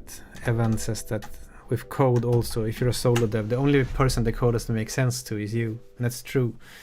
So it's actually one annoying thing with streaming as a solo dev, like streaming, because you kind of get like shy, like, oh, look at my code. It's just like, you know, you start making excuses for your own code. But really, I'm just trying to say like, this might be, you know, a bit funny, but it makes sense for me. And then if anyone wonders anything, I can explain. But I think the most obvious weird thing with my game that I wouldn't do in a project with more people is this file called game.odin. There are some more files to the game, but this one has tended to be my main gameplay file, and it contains 11,600 lines. But you know, I never look for code. I just press the find symbol, cat update, and then I have procs inside the proc to sort of, yeah. I mean, I don't go around like looking, like I kind of roughly go to the right place with symbol search, and then I look out from there. So as long as I can get to the correct proc, it's usually fine. But it's a giant file. I've never made such a big file in my life. It's when I passed 10,000 line, I was like, should I fix this? And then I was like, it won't give me anything to fix it right now. Maybe if I have enforce some structure from the start, then I can get some sanity from that, but I don't know.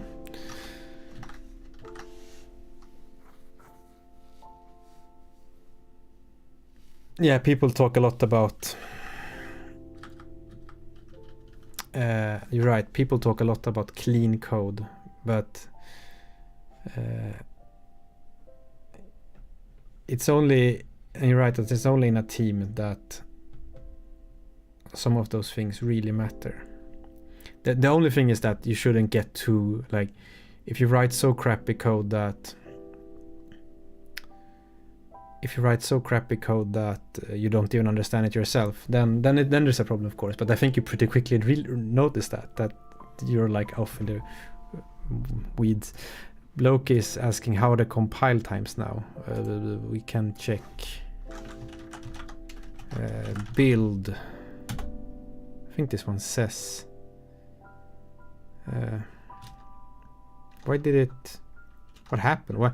Oh, it it exited my terminal. I think if I press this one, then it says, and I can look. Yeah. So the build time in total took 2.7 seconds, and 1.8 seconds of those was in the LLVM codegen. And then 700 milliseconds was in the linker.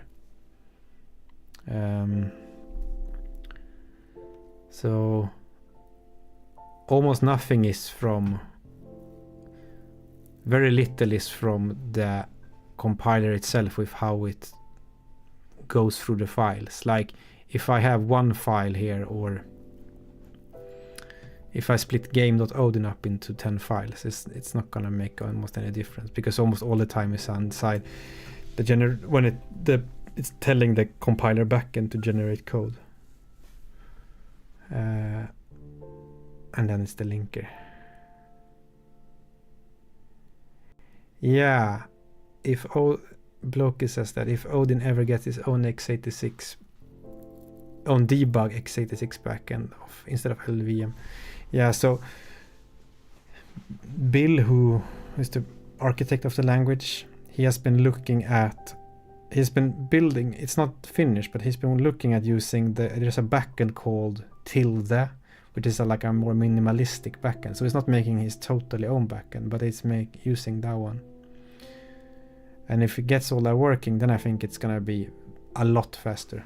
Because and then maybe I should try looking into using LLD, the Clang linker. But when I tried last time, there was almost no difference. But people say it can be twice as fast. But if I could get this one down to a few hundred milliseconds and this one down to a few hundred milliseconds, then I have sub 1 second builds again, which I had in the start of the project. But as the project grew, this one started growing a lot. But it's not usually what I do is I press the compile button in Sublime and then I go to my game and then it suddenly just changes. It's Eric Park asks if I use separate modules. Yep, it's there. I think because I have game.odin is a one giant file, that one is a bit less, does a bit less than maybe. But we can check if what happened. If we remove this, Sublime is going crazy. Okay, Sublime. If we remove this and recompile, it's taking a while. There we go. 4.2 seconds. Recompile so that it's hot, the compiler. 4.2 seconds. So it does help. Use separate modules does help. Let's see, is there anything else here?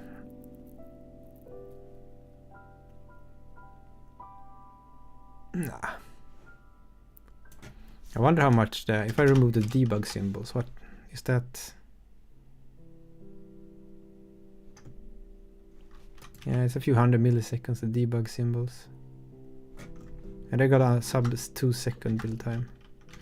Yeah. In a dream world I'd always have sub 1 second build times.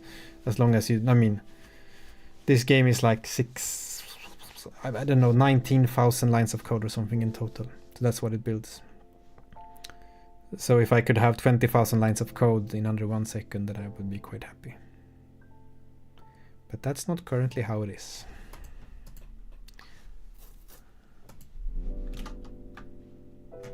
Back to my stupid gameplay, which is apparently the things one needs to worry about when shipping, not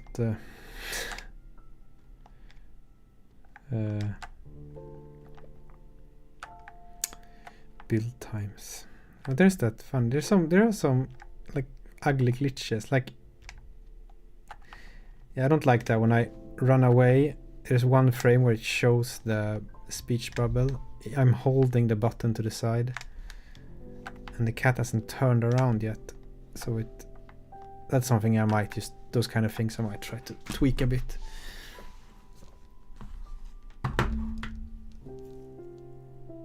Yeah, I'm not gonna have the cat on the ground there. It gets too messy.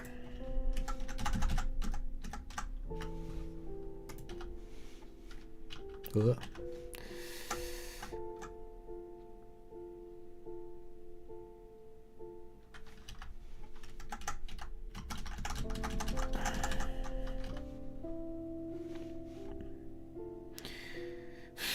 Now it feels like this guy's looking at this one.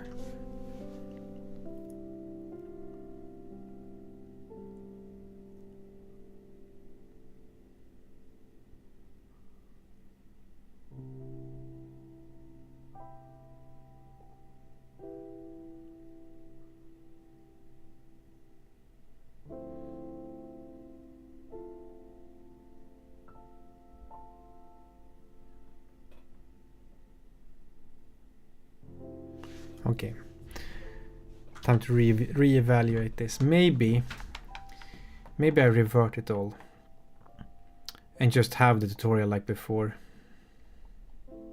Then you go over here and you have this stuff.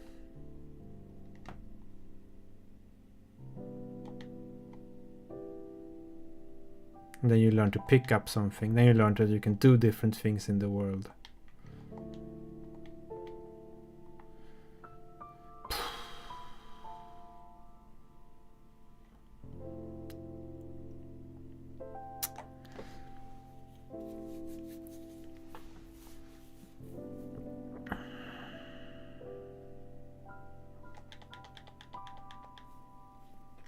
I will remove this thing, disable. Okay, let's think minimalistically here.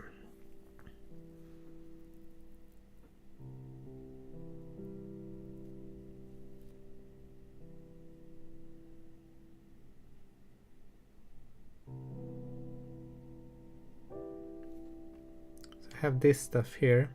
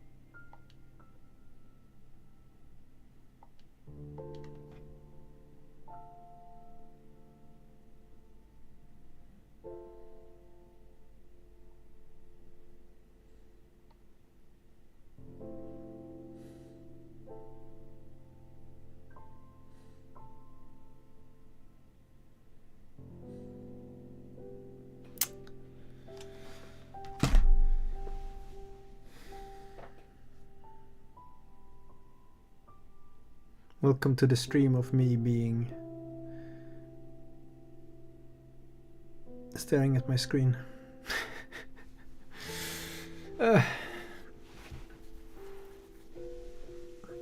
It's not that it's hard to implement these things, it's just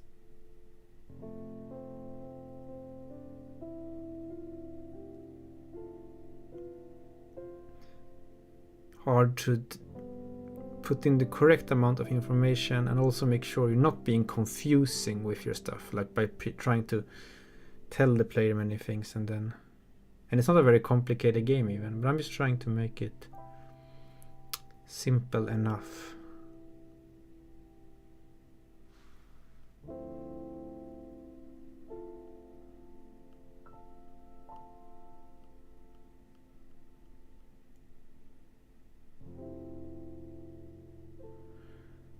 One of the most important things with tutorials is to don't put too much text on the screen. People don't read the text. If you try to tell them like, here's the use key, you can you need to just reaffirm things by making them do some similar things over a few times, which is sort of why I wanted to add this, and then over there you go and pick up something and then use something and then it's all good.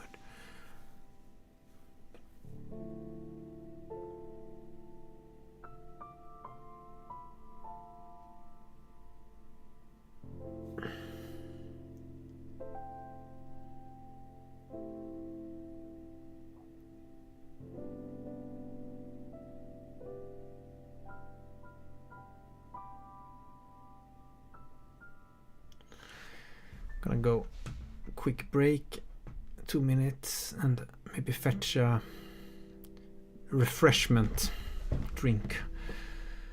Be right back.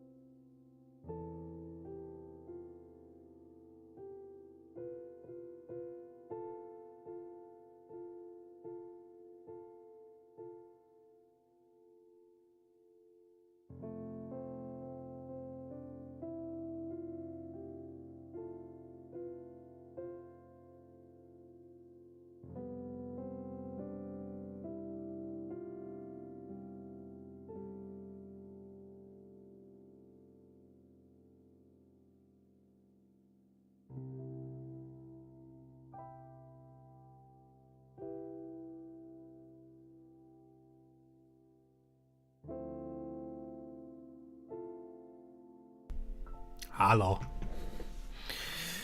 Rapapapam. Rapapapam. Okay.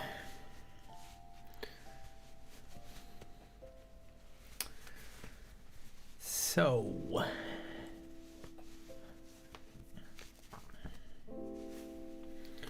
What to do about the stupid tutorial? I got myself a low alcohol beer.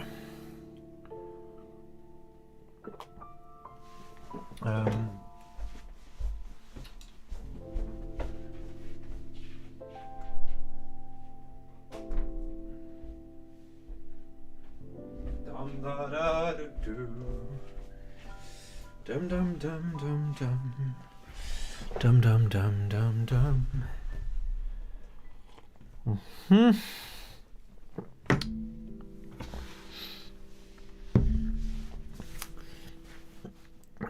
What to do? What to do?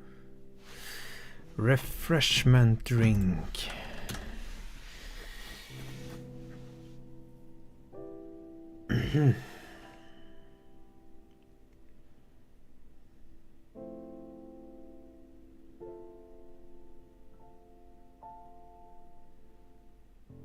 The annoying thing about this is that I haven't taught basic things yet.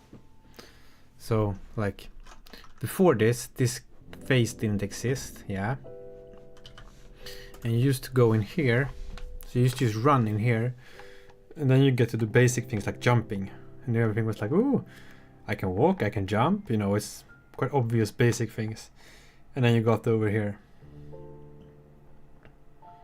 And then there was things like this.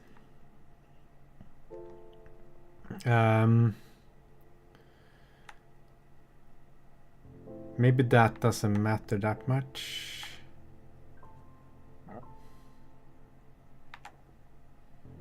But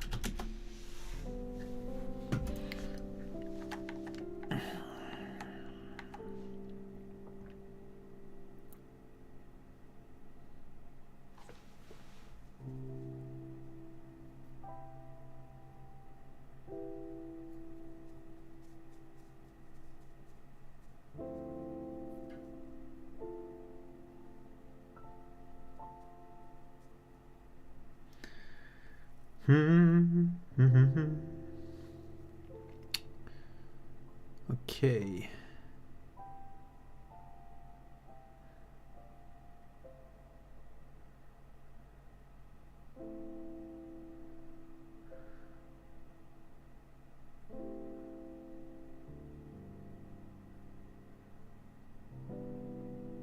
I was also thinking that maybe there should be like a speech bubble here. Turn the other way. Sort of here, and then when you're down here, sort of your bubble here is blinking, and then you go up here.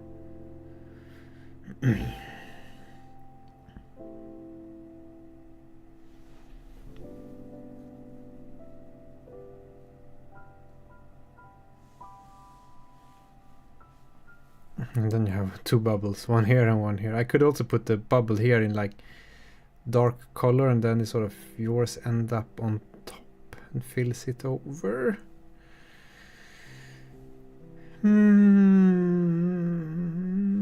But I don't know.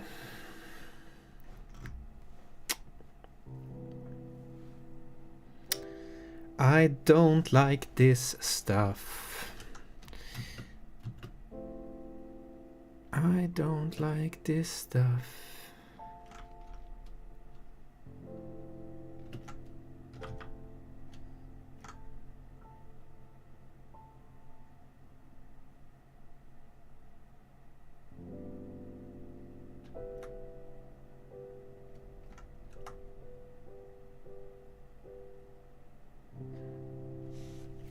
here's my new idea. No, it's not new idea, but it's just for finding something consistent. When you are standing here, then there is sort of like, okay, it's something with this and the up arrow and this is blinking. That's all good. Okay. When you are up here, then this guy is blinking while you're in this area. Okay. And then when you are over here, this, like when you're standing here, this one is blinking here in this area. Then it's a consistent sort of language throughout this little cave, except that yeah, you have the space button, but that's fine, I think. This is blinking.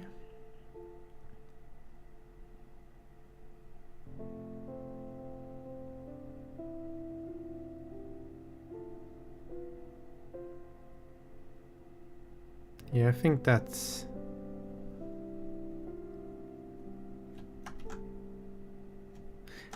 Another thing here is that you need to...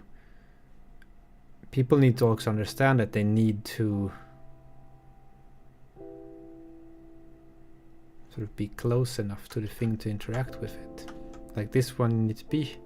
That's why I thought, like, if you go here, then you're sort of standing under this thing, and then you see the different things appear. You can't like worry about it, and you're like, okay, maybe I need to blah blah blah. That's all good, that's all good. Climb, climb, climb, climb.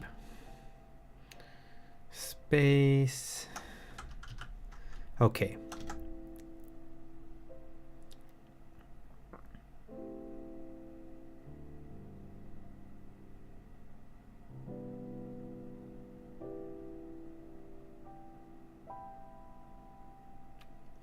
I'm thinking also maybe, here's an interesting thing. So when you have the talk chosen, so this one is blinking, and maybe I make the arrows blink so you press that one to get to that one. And then when you've used it, sort of, you click and use it, then sort of maybe this one just fades away, like when you've done it. Because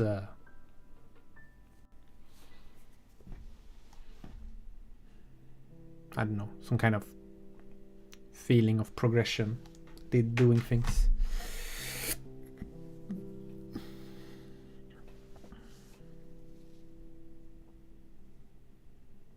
Nah, I don't need to do that, I think.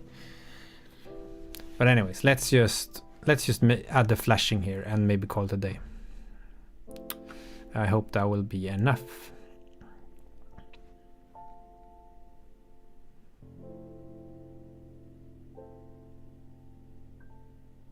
So weird, a bubble here, bubble here, bubble there. So stressful to make tutorials. Okay, how did I make the...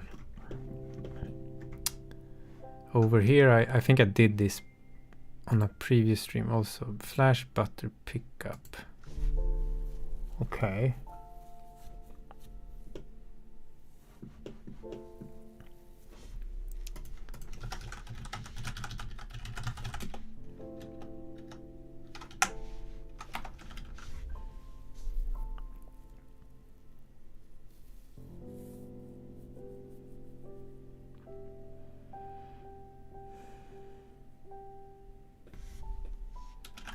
How do can I make this nicer somehow so I don't have a separate trigger type for each one? Flash butter pickup. This one destroys the flash butter pickup trigger. Whatever, let's try this. Flash talk.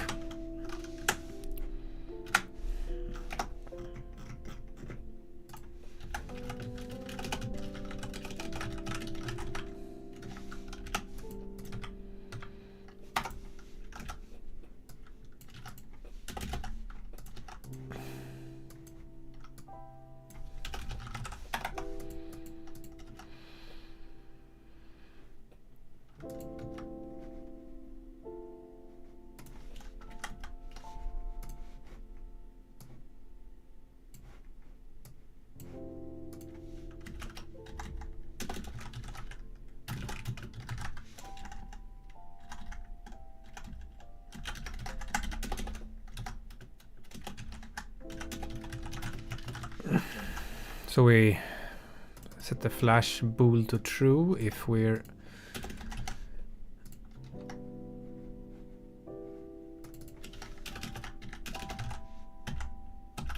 if it's one of these cases. Then we just do like this. If flash, do that stuff. What evs? What's this thing? Camera volume. There's so many triggers here. I'm like, like, it's like chaos in here. Flash talk. Save. Yeah, so now this is flashing here. So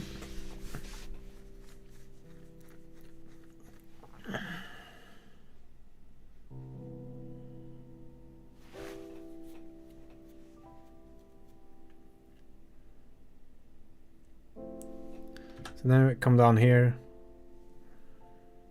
and it's like this.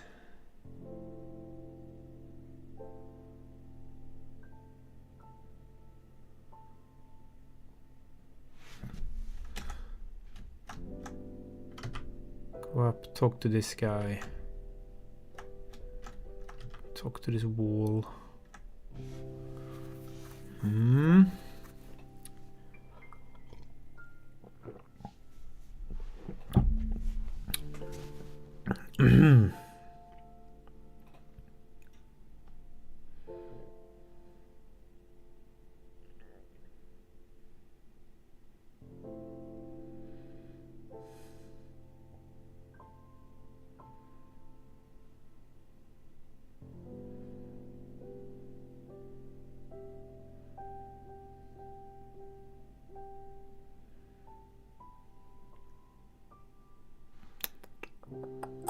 Is this what I want? Is this what I want? It just feels a bit sudden or something. Because you can reset the whole game. You start up here, right? Then it's like, okay, walk this way. And you're like, way, I can walk. Yay. And then you fall down here. Now you're here. And then maybe I'll do the thing that someone said in the chat to when in the start you don't show this stuff. It's only when you fell down here that it starts showing this.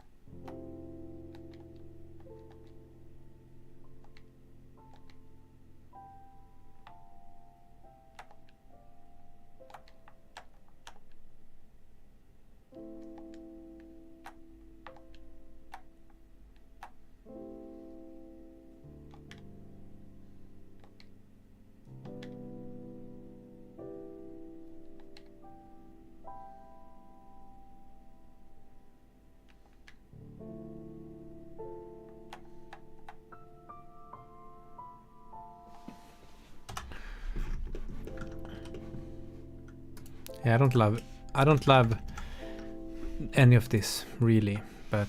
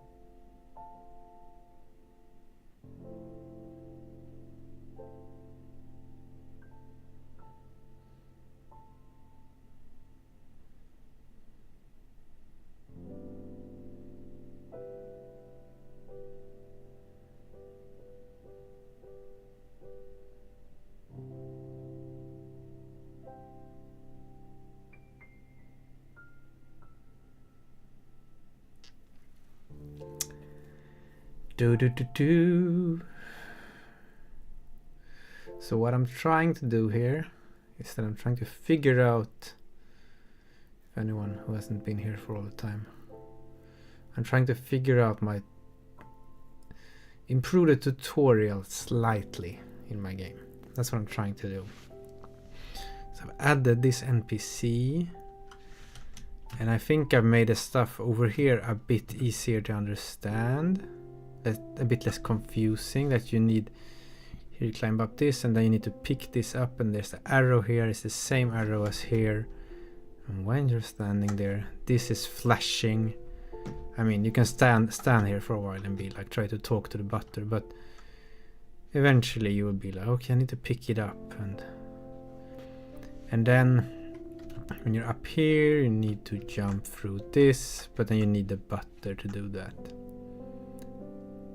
But I'm trying to add one more step before all that pickup stuff with just a simple conversation over here.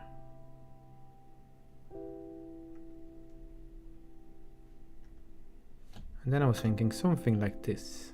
There's a cat on the wall of a bubble, and then it's flashing this one. Okay, I'm gonna try something here. Oops. Where are these? Are all the actions? Okay.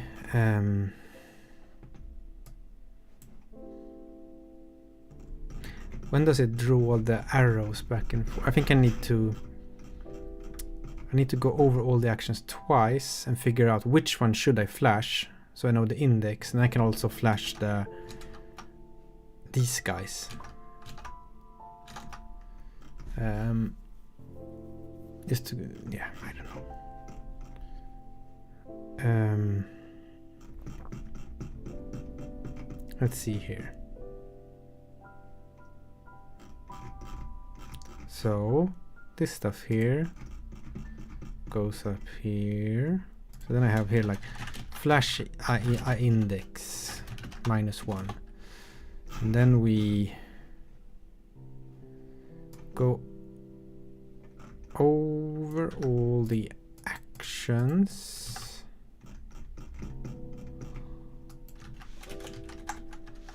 and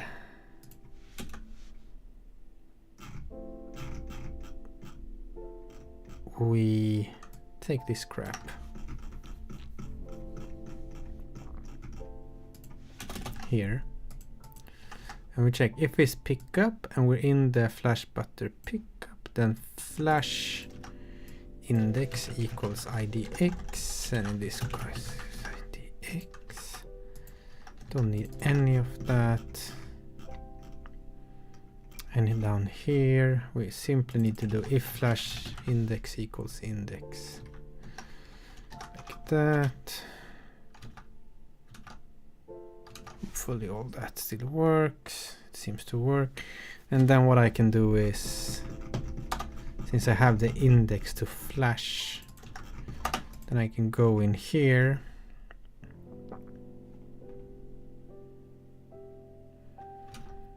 Hello Zansen, how it's going? Not very good. I don't know. It's I'm trying to simplify my tutorial. I've been over here and I removed the B from the butters. The butter looks like this now. So no one with an Xbox controller can possibly think they should press the B button. It's flashing the pickup logo here. Up here I'm gonna make it flash the butter when you picked it up. So when you're standing in this area here, then it's gonna flash the butter while you're standing here. But I wanted to add also some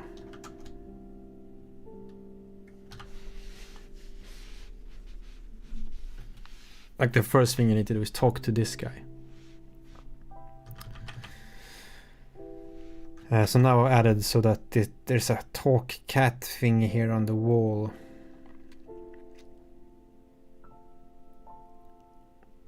The only thing I don't like about this is really that before this there was always the simple things with like, oh, jump with X, And then it was like jump and hold to climb. But now it's like, first there is this talking cat thing on the wall, and then there's a flashing thing. Like it's a lot more. It's a lot more.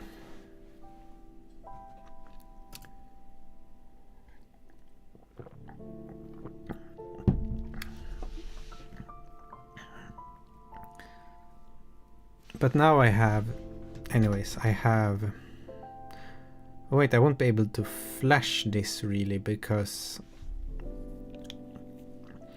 this frame here is made using code, but this one is actually made using, it's a, I think, yeah, it is.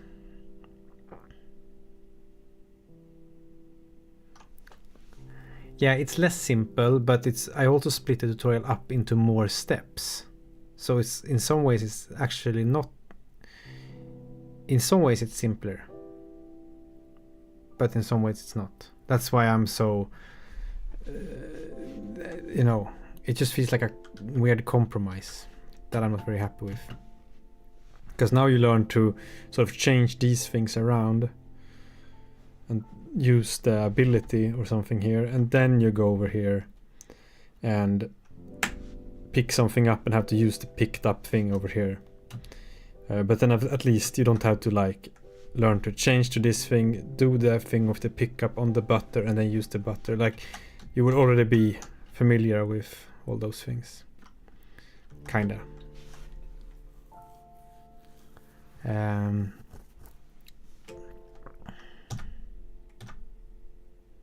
Yeah, this looks like crap with the talk bubble here. Then you can run through.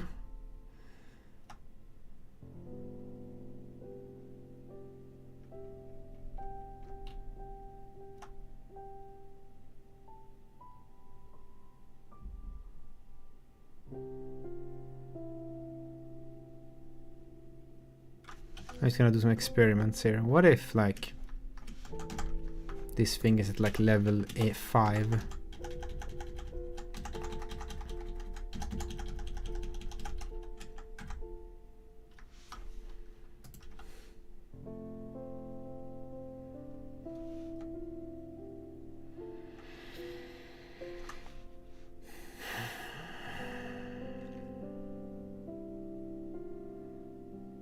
Nah, this just looks weird.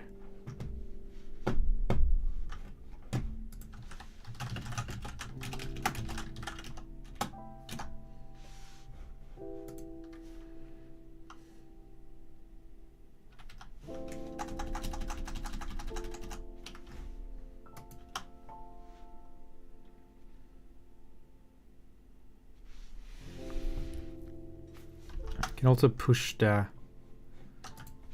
cave inwards a bit. I don't know if that helps somehow with the layout of things. Where the hell is that? Like that maybe. Then we bring this guy down here somewhere, so it's just far away from the action. Why is there like a...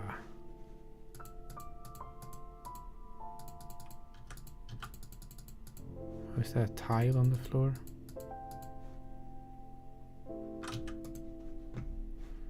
Do I have...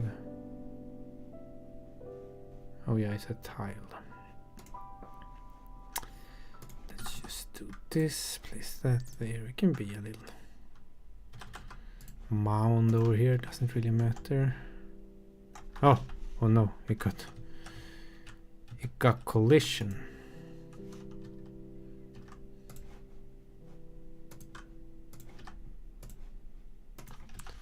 That.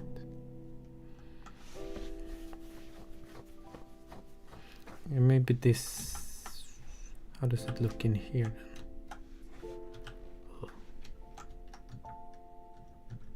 Oh yeah, this is in a broken state now. It's when I jump in and out of level editor. Hi there.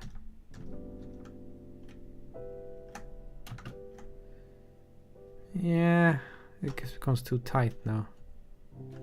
It's better like it was before.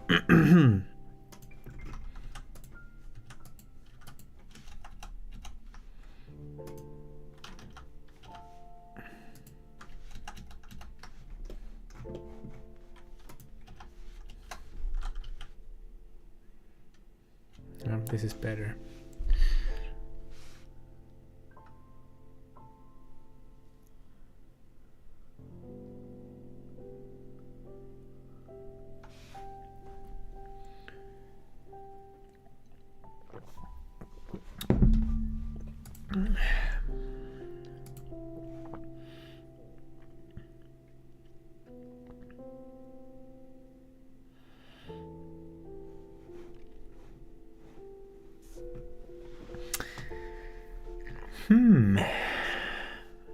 Yeah, I really need to just do something here and move on, I think. But I'm just a bit stumped by what to do. It's originally this tutorial key was not smaller, and then I redid it so I got started up top sort of, and then everything got a lot nicer. Like I start up here, you go down.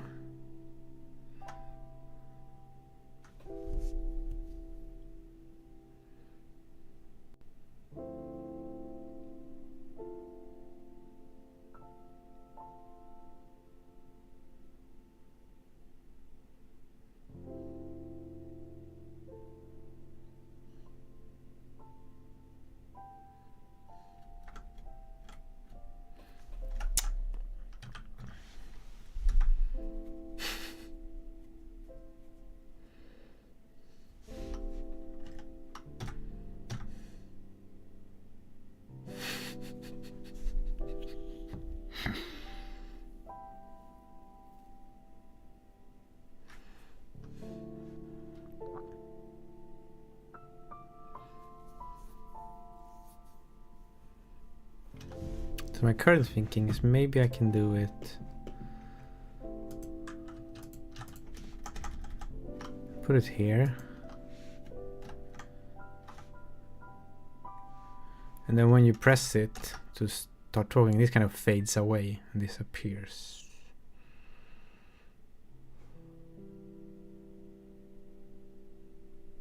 Or something.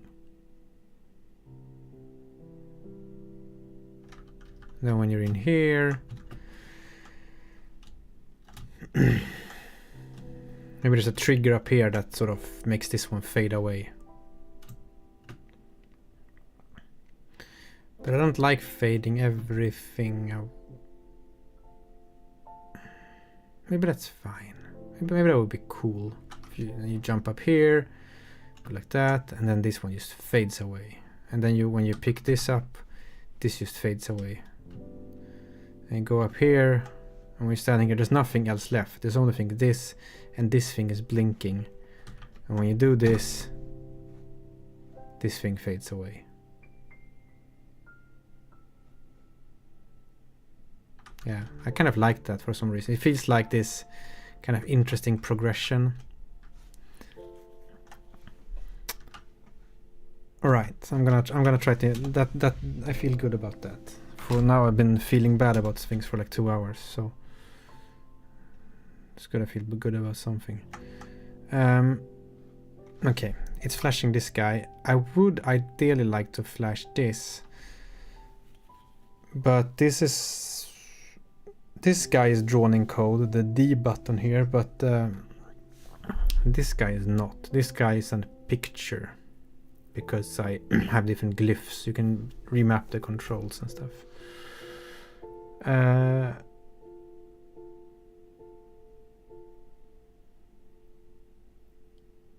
Which sucks. I mean, I could have a shader that recolors stuff. I've been thinking about that for a long time.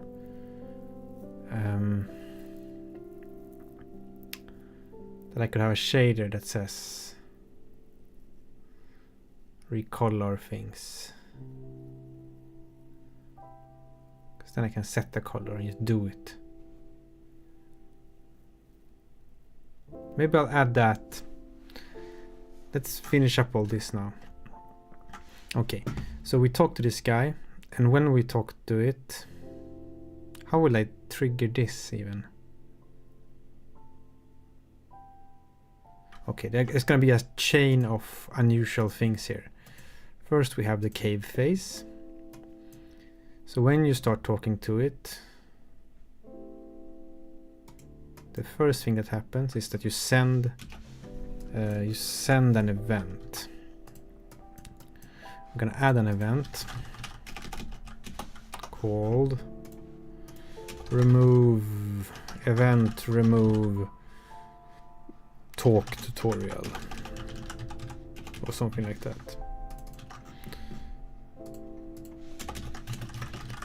I'm really starting to get to my limit here of like, I wish I had a level editor where the tutorial editor was part of the level editor, so I could reference things in the level inside the tutorial, but I can't. So I have all these extra events that sort of just have names on them to do different things, just because I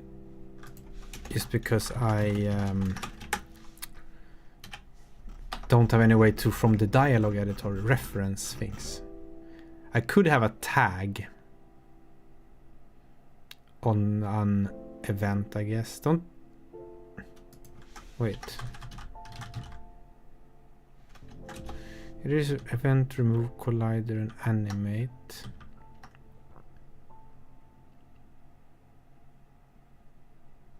I try something here. Because there is a fade renderable. Okay, so it's this guy. Let's do fade entity with tag. Right? Oh, entity with tag. Let's try to do something good here. And the tag is one of these guys. Right. Event fade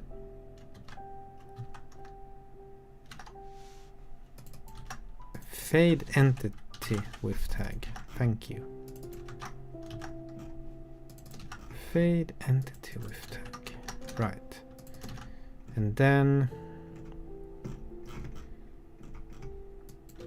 we need to serialize that because I'm going to edit this from inside the editor. Right. And then we go to editor and we say, no, in dialogue, we say, what's it called? Send event. Yeah, here's the send event. I think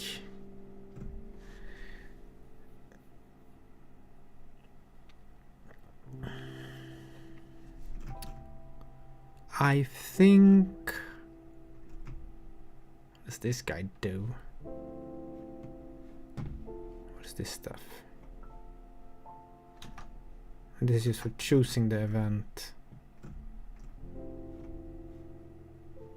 Okay. Switch v.event. Can I switch e in v.event? Now I'm just trying to add an editor here so I can actually do something with the event. Hello Marcus. Marcus is asking, when you do animation, do you change the position or offset of collider based on animation frame? No.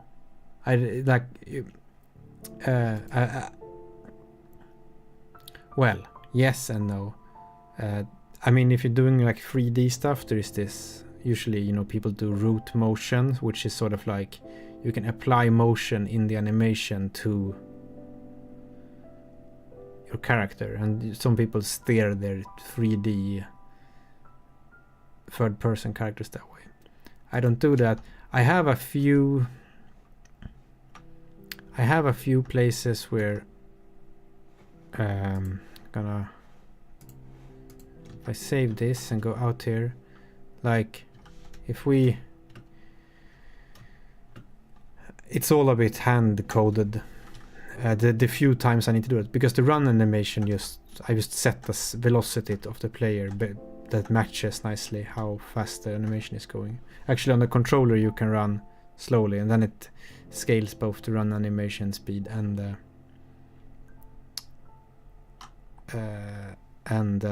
velocity. If we pick this up, then of course up here we have this very silly animation that goes like this.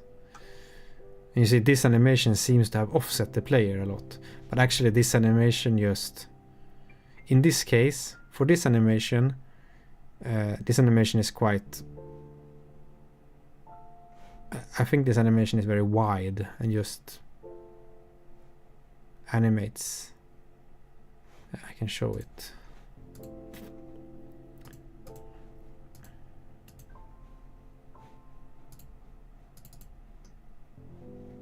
You see this one is so wide here, and it's because it does all this stuff. And what I've done here is that I put the player in the special state, what that is like.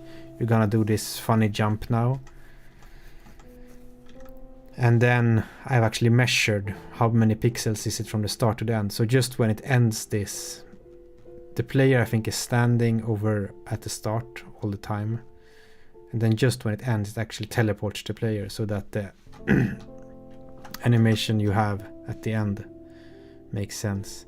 And these kind of things work for my game because you know, I don't have enemies running after you. Like if I had enemies running here and then while I'm standing here they're still beating me now, but I'm actually halfway through, then that wouldn't be so good, right? But in this game it works. But there are some exceptions to this also. In this animation here, that animation is done differently. That animation is this, I think. And so this one doesn't have that motion inside the thingy, because this I did early and I didn't like doing that so much. I think this just made it harder. So what I did here was that I originally animated this. I think I have the original animation here somewhere. This is the original animation with also it's a lot of it is wrong. This is the original one I did, and here you see that I move it, and then I moved it back into the 16x16 frame here, and I recorded the offset for each position, and I have a list somewhere in the code. So it's like hang climb, what's it called? Oh, it's in the wrong file. Hang climb.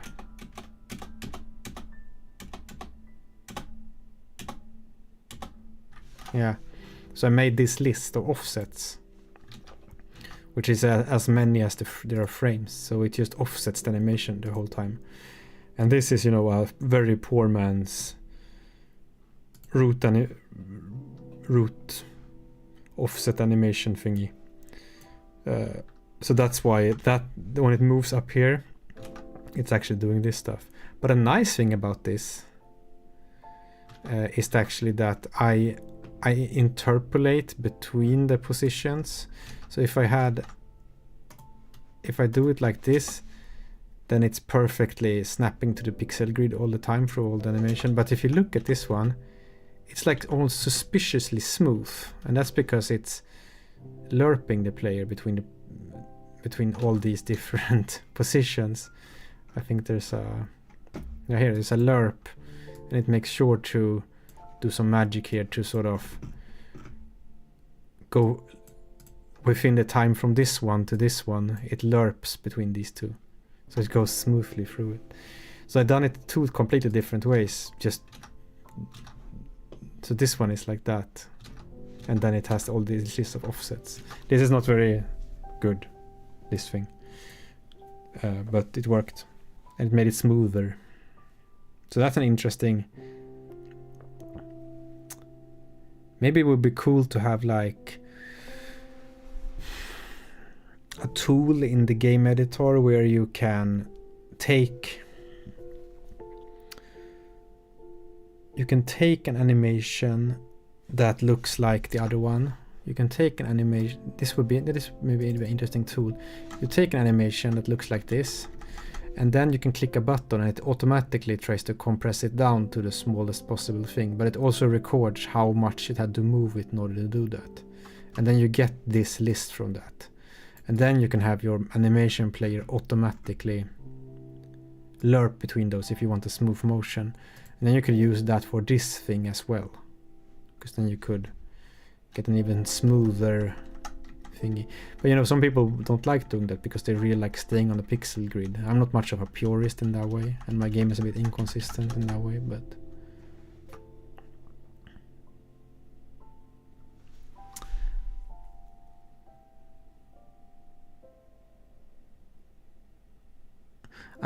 so Marcus says, I see your animation stays in rectangle, run into problem where player can extend out their staff and it goes outside the main rectangle of animation frame.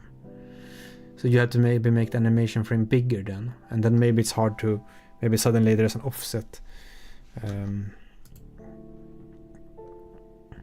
Yeah, someone also says that you can probably do it as an Aseprite plugin. That's the first thing I'm doing when I'm making a follow-up game to this. I will never ever import a PNG file. I will import only Aseprite files. And if they have an animation, then it spits out what's the frames, all that stuff. And then maybe I can do this tool I talked about that kind of knows it can even make an atlas out of all the things. Like the whole game can be in one texture maybe. And then I can use variable speed animations in Aseprite and have a little pipeline that puts in any padding I need in textures, anything like that. So that's sort of the thing I've been saying most number of times on these streams, that I wish I had an Aseprite importer proper, but I've kind of like that's, I always try to think like, is this something I should fix, or is it something for a future project? And that's number one almost future project thing is Aseprite importer thingy.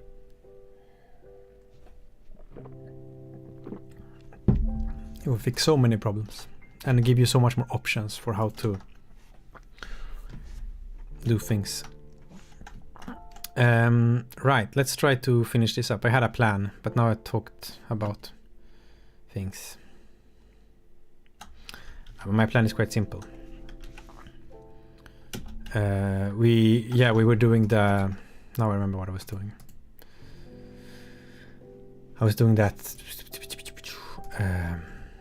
silly switch event thing here. Yeah, so this needs to be a partial switch event, and then I want to check this one case this is my new event, and then I want to do like a GUI drop down. I think I can steal from here, tag, yes, this stuff,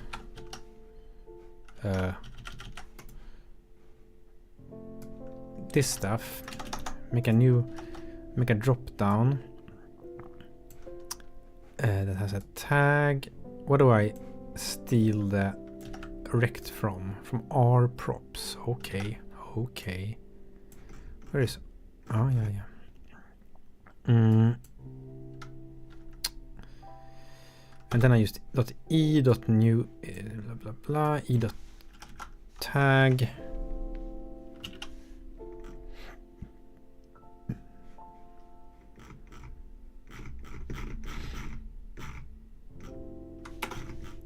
And this is what a different events do. Case event entity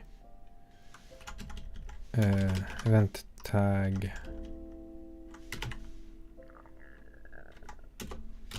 Yeah, we're gonna put in some stuff here, but that will happen soon. I will just check if this new crap here works. Send event. You see, then I get a tag here. Yay! And then I can choose any tag in the game, and then I have lots of tags. This is where maybe I should have a scroll scroll my editor instead of having a scroll bar. It's super janky. Right, then I can choose a tag, and then I just need to tag up my stuff. You see, this is a little bit simpler than adding talk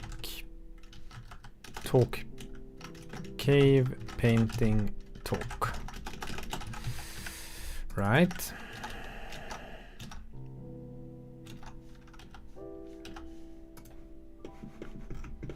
Then we go here. This one we can delete. This one we give the new fancy tag.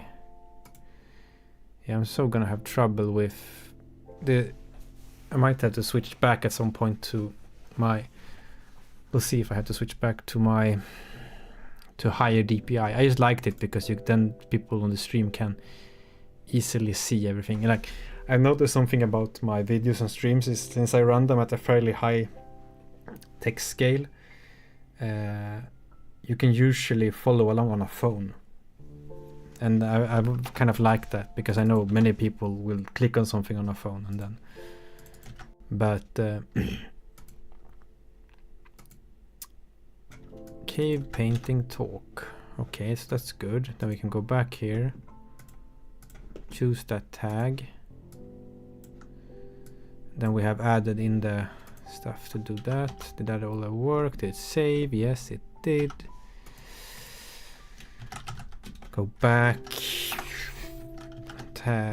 Fade entity with tag. Okay. And then we find an entity with tag. I think I have entity fade renderable. Let's just do this crap.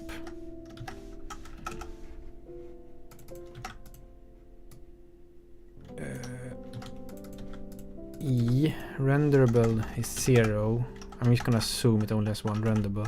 It's gonna fade during 1 second, and it's gonna start doing it immediately. There's no delayed event, just send event.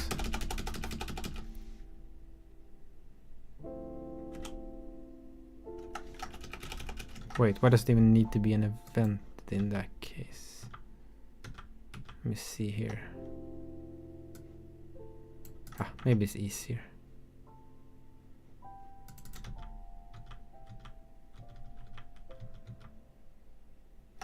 Whatever, doesn't matter. Okay, what's the oh, it's v. v.tag. Okay, this will probably work. So now I go down here, talk to this guy, and it's faded. I can't see it anymore. It's pretty neat. And I'm thinking there's a trigger here you run into, and that trigger is gonna make somehow I will fix that.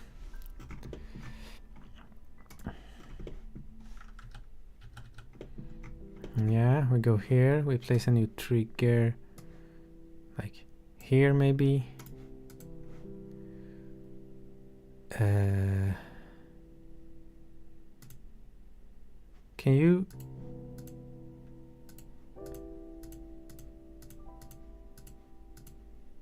Okay, maybe not. I was thinking if I could... When I'm editing the properties of a trigger,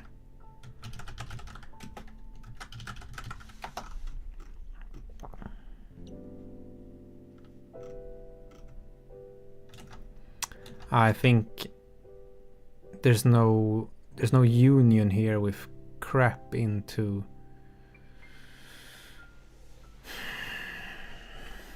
Wait, I have a target here. I can actually do this. So this target thingy here is something I added, so I can actually pick this. It's hard to see what it does, but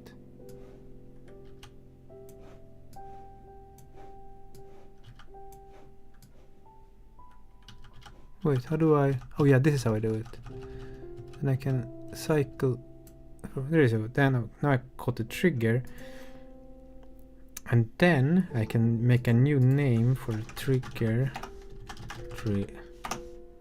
Game trigger. And then here I say fade out entity. Right. And then we have if in trigger.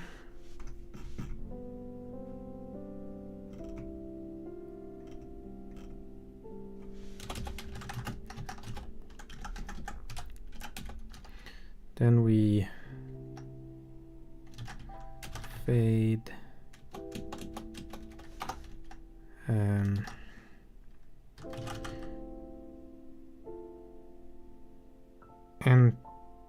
fade entity width. How did I do that?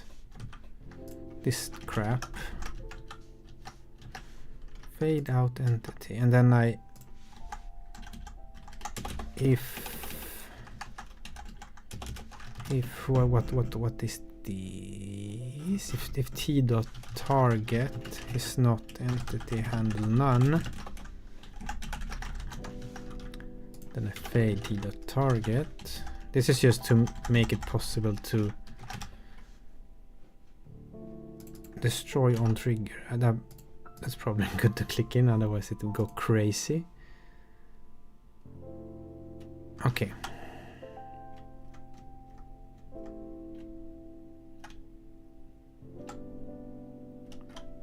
Wait, what did I do?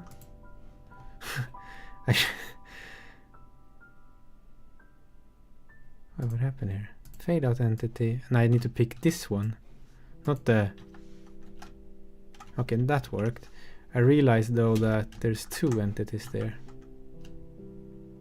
so it only fades out.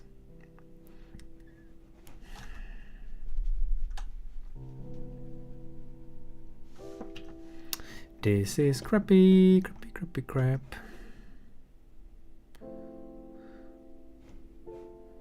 I would of course like to fade out both, but I can't because I can only choose one target.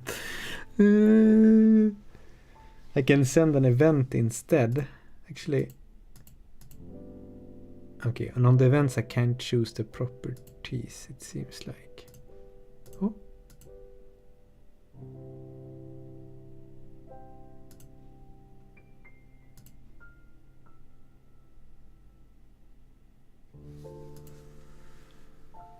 Fade renderable event, and I could fade this guy.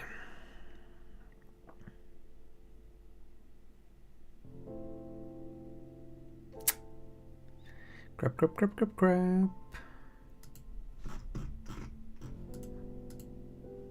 Yeah, now I'm screwed. I can't.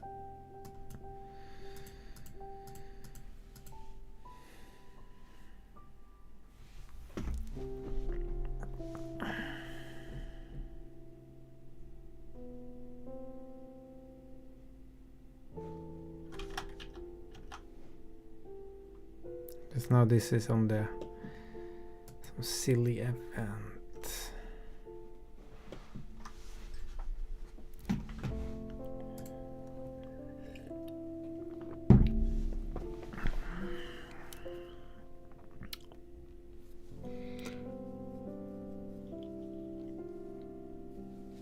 Yeah. I wish I had a good drop-down menu.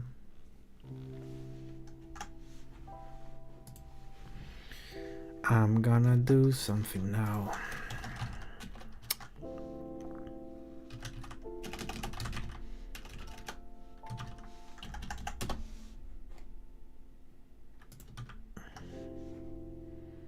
I'm gonna remove the high DPI flag.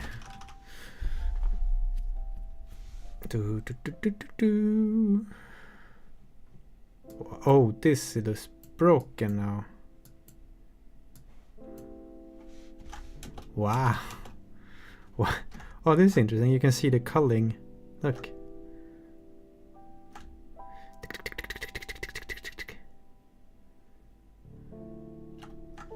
And you see that some things don't cull at all because I draw them separately.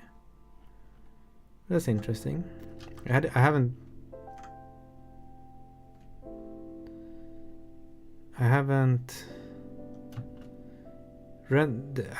had a debug mode like this. This is by accident. I can see like this.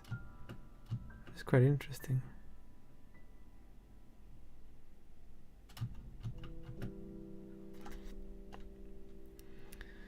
Marcus Scepter says, you give me motivation to stop working on engine and start working on game.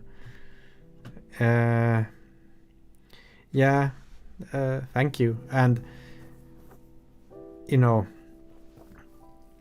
I feel like my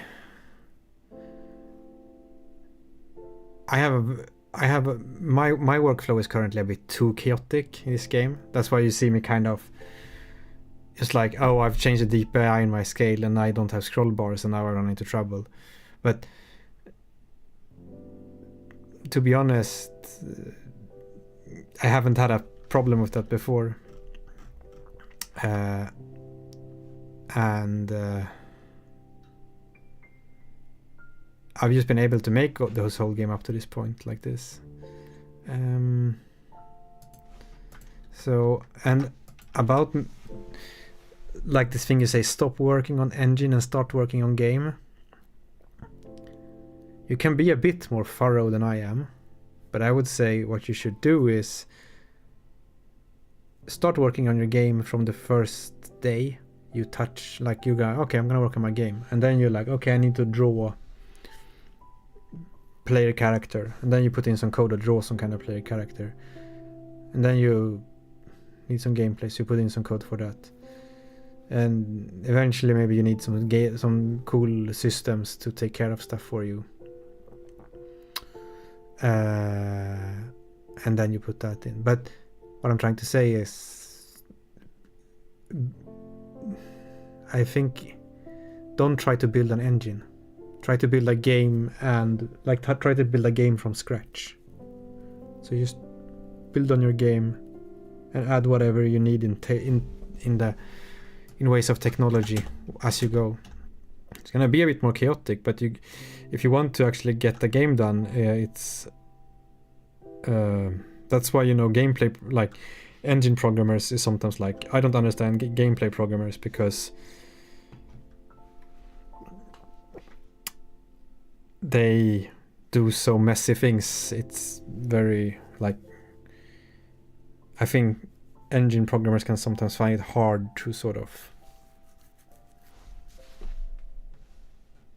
just even look at what gameplay programmers are doing, because they're just using programming as a tool to get their shit in, and then sometimes of course they need to do it a bit tidy. But first thing is you make the gameplay, and then if it's got a bit too chaotic, then you try to make it nice and tidy. And I think if you want to make a game, then you should have the gameplay programmer's mindset. But it's good if you're also an engine programmer, so then you can sort of stop yourself when you are being too much of a gameplay programmer. You can stop yourself and then do some kind of nice architecture things and stuff. But make sure to jump back to the gameplay programmer mindset as often as you can.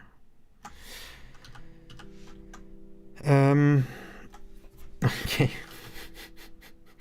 Anyways, we still have my silly problem in my game here, that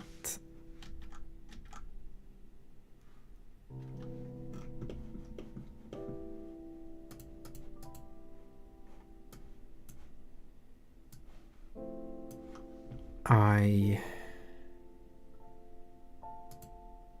can't select stuff in my dropdown. Can we fix my dropdown somehow?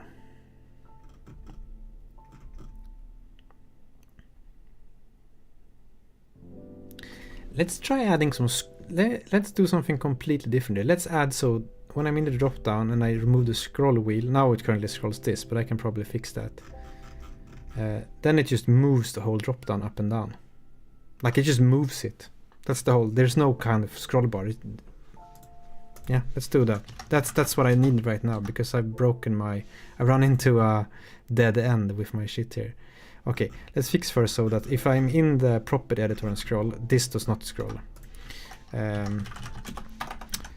Property edit properties. Actually, the mouse wheel, get mouse wheel move. Here's the entity zoom. This should only happen if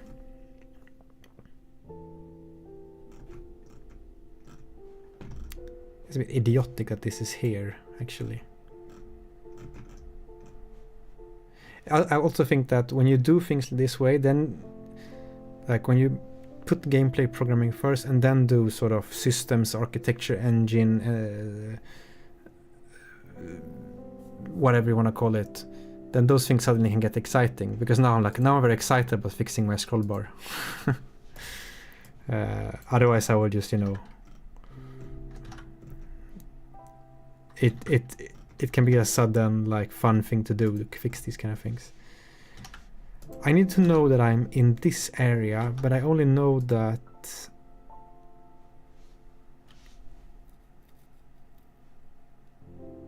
because I think I need to move this to draw a world. Let's see here. Doesn't this one have like a clip rect? A scissor. It does a scissor mode here somewhere. And then it draws the world. Okay. What's this rect? In rect. Mouse in rect. Okay. Let's do like this. If in rect. Blah. Blah. This, so I started my game with just some simple gameplay in Raylib. I think I've shown that.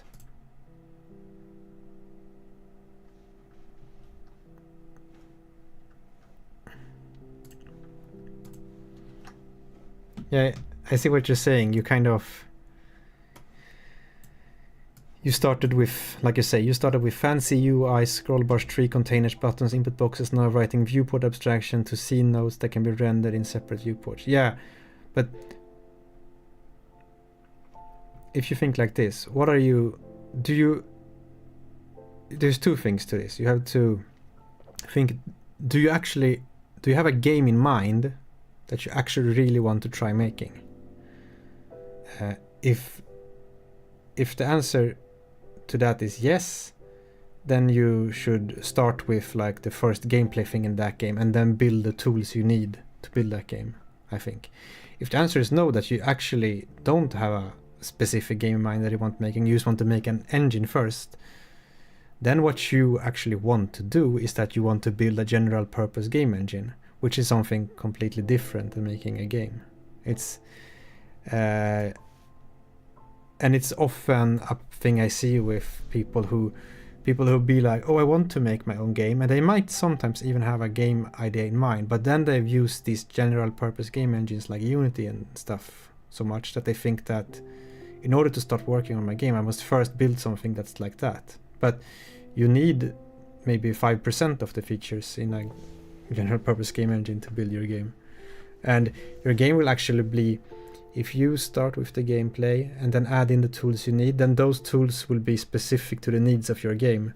If you start making general purpose game engine stuff and then try to build your game, then you've built lots of tools, but you won't have built the tools you needed to build your game anyways. So your game will actually be worse than if you started with the gameplay programming from the start. I think I posted on the tweets. This is my first game, the first day of making this game, how it looked. You see, I just made the worst animation ever, and then I made it so that you can walk on ground and jump on some boxes. And eventually these boxes was placed in code, but eventually I needed to place boxes manually. So the first tool I made was that you could press F2 and then it jumped into an editing mode, and that editing mode could do two things. It could, these green boxes here, you could click and drag to make a box, and then you could right click on an old box to remove it. That was the whole editor. That was the only thing you could do. And then after a while I was like, okay, I need to have like be able to place sort of some kind of graphics instead. And then I started working on these tiles instead. And then I just, I kind of had blocked out my level, but I just went through it and replaced the green rectangle thingies I had with tiles that had collision. And so I kind of did that. And then eventually I needed non-tile things like these trees and stuff. Oh, that's a slow motion. Like these trees and stuff I needed to have. So then I added some kind of entity concept or something that was like non-grid aligned things. Yeah. I'm not saying that my method is correct, but I think that if you want to make a game, you will both end up making the correct tools for your game, and you will actually get somewhere.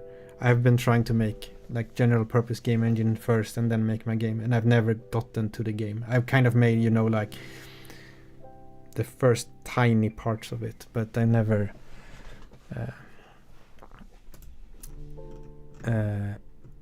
you can probably make like a general purpose rendering stuff, like you can do the rendering programming if you want to, maybe, if it's roughly what you need. But making editor tools, never make an editor tool that you don't have an immediate use case for, because yeah, that's what I think. That is this. Yeah, so you see now it's only if I'm in here and scrolling. If I'm out here and scrolling, nothing happens. Good. So now we go to my GUI controls, and we have a drop down here. And if the drop down is active, then this stuff is running. And this is the rect for the drop down, I think. Blah blah blah. Draw rectangle. Let's see here. Yeah. So wait, let's see that again.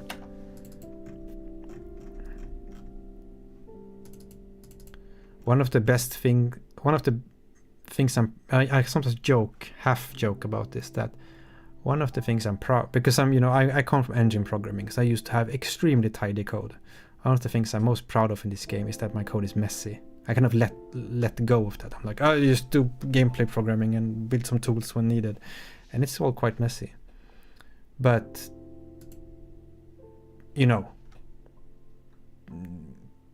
it's a solo project. It doesn't matter as long as the code as long as it's not buggy.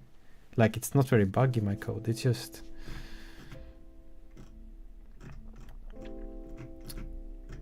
you're welcome, Dope God. Funny name also.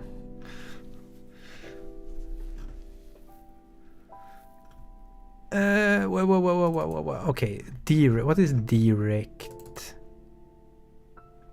Okay, this is the rectangle it uses for. So what we'll do here is, where's my mouse wheel crap? This. No. This. So this is if the drop down.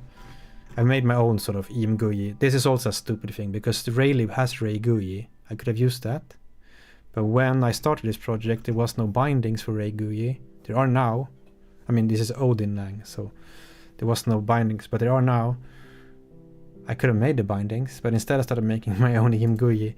But like I said, I come from engine tools programming, so it's a bit.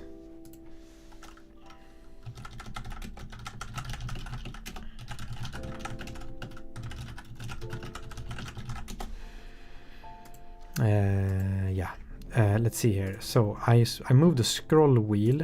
Let's do something stupid here. Do I have a state blob for my... I don't.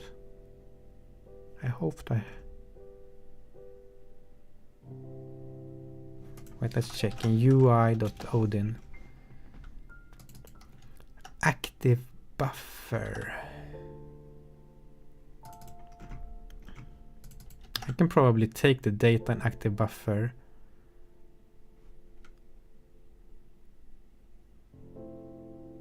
This is it's a dynamic.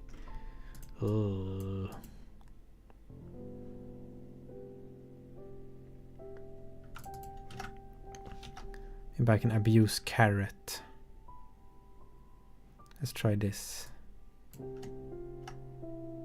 UI.caret,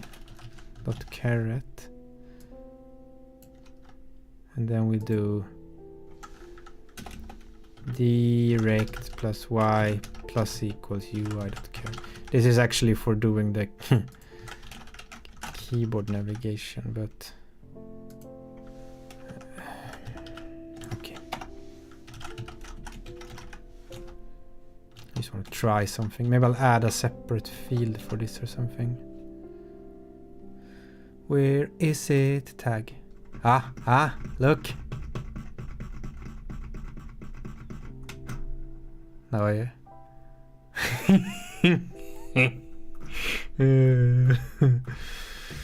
oh, this is the funniest shit ever. That's the one I wanted to select. Okay. Let's maybe not abuse this guy. But so the reason I use this one because I need some this is a EMGUI and I need some persistent state somewhere to save my crap. And I have an active buffer here that I usually use for, what's it called?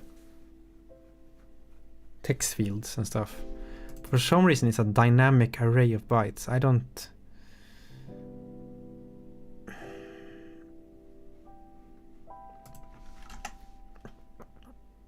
Oh well.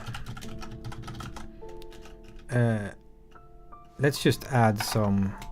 Maybe we can just add some active data. UI active data is, I don't know, 128 bytes. Active data.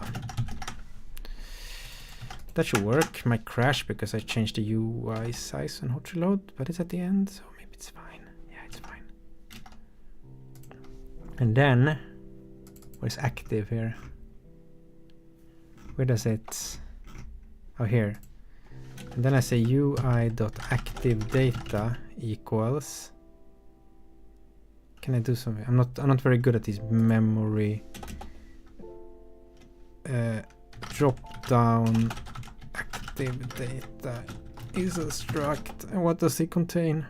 It contains a scroll offset.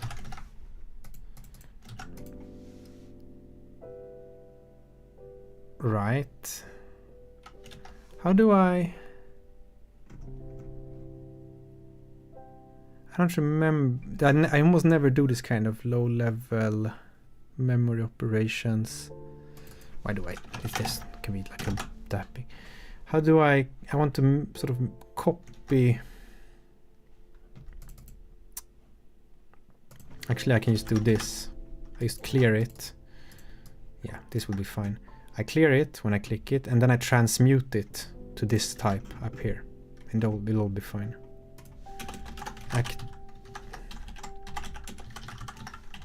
Active data is UI dot, what is it called? Active data, and I take a pointer of the first element and I transmute it to a active drop down active data.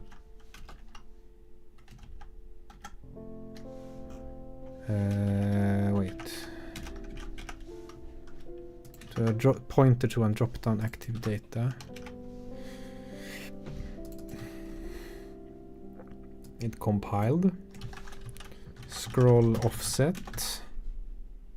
Then I change the scroll offset like that. I don't need to do an int anymore. MWM. And then we change this position with the scroll offset. Let's see if this works. Tag. Yep. Ta-da! I just need to multiply this guy by a random number. Oy.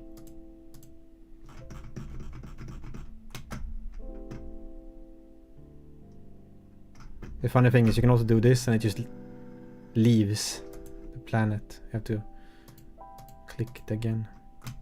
I don't really care about that. You see, since it's only me making this game, this is the correct solution. I don't need.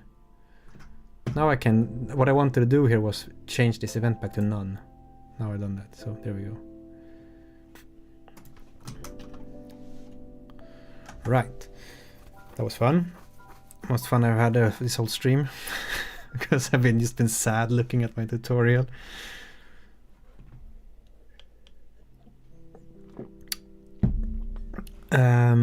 How do I just add 2 triggers and the extra one delete this one? Yeah, I think that's what I do.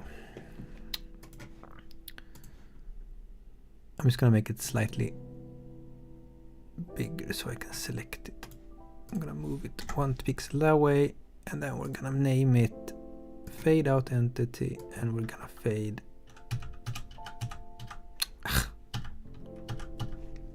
We're gonna fade this guy. This gun doesn't care about fading because it's not a... nay.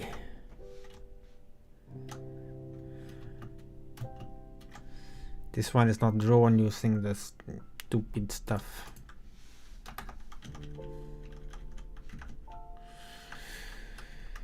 And hello, Akku, by the way. What am I doing? So the problem here, the reason it can't fade is because the fading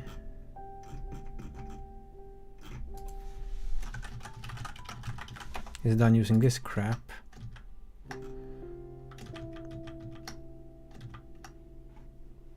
Yeah, it runs.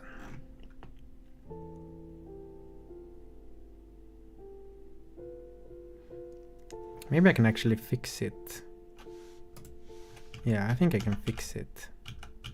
I just draw world. Nay, exactly, Jerry. Nay. La la la la la la. Okay, so here, draw binding jump.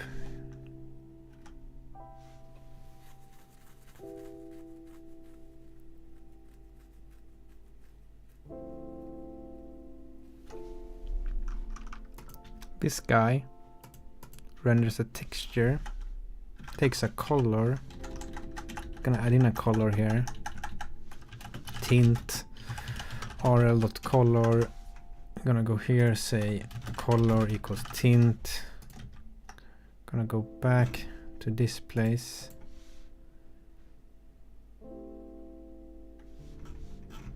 And then we're gonna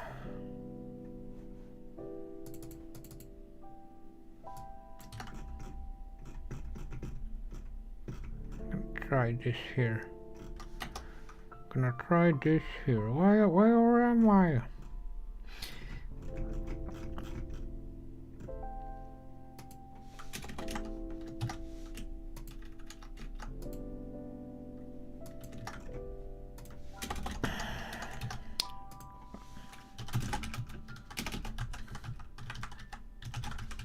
I'm just gonna steal, so I have the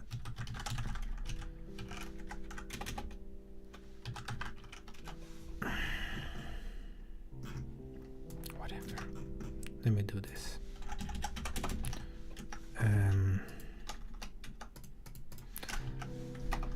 Fade color equals rl.white if on 0 dot entity render. What was it called? Apply color. Waste. Arnold color. Then R0 color is R0 dot color.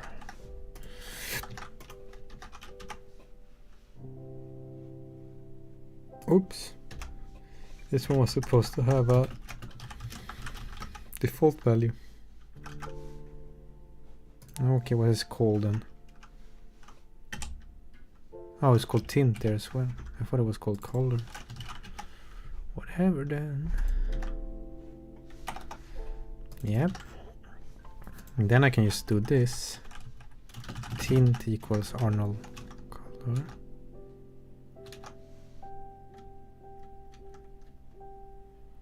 Doesn't work.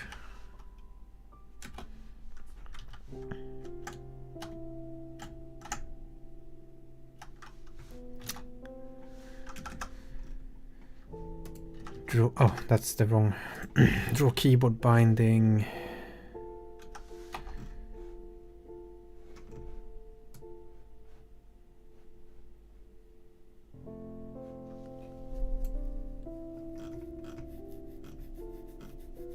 Well, this is gonna get messy. Maybe I should just pass in an alpha instead or something. Because the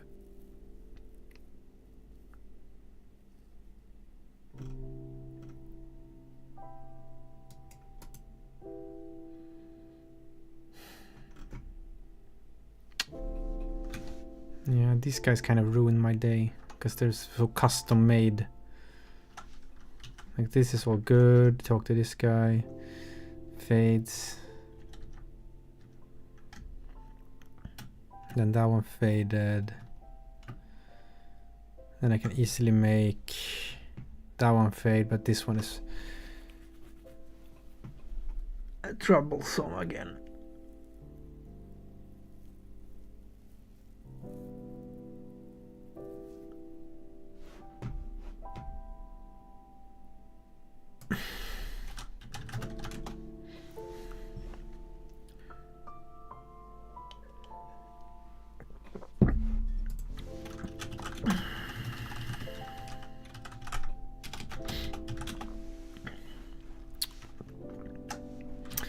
Okay, so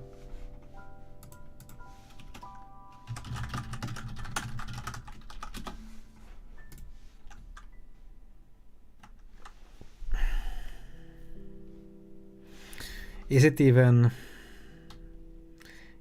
a good idea to have the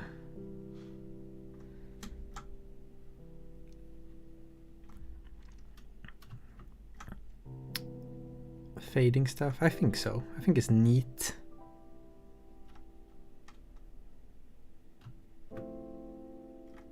But maybe I'm just doing something that nobody actually cares about.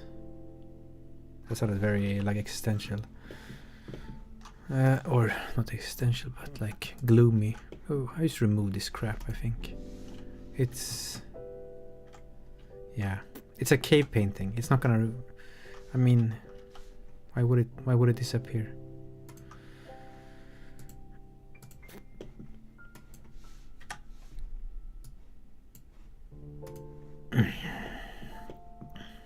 This is probably the fanciest tool I made for this whole game, my dialogue editor, and it's the most over-engineered tool because I could probably have done it with a text file.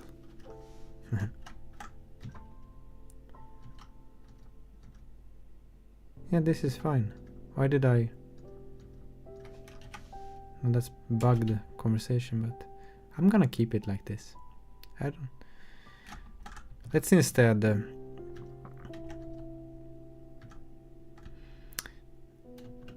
focus on these.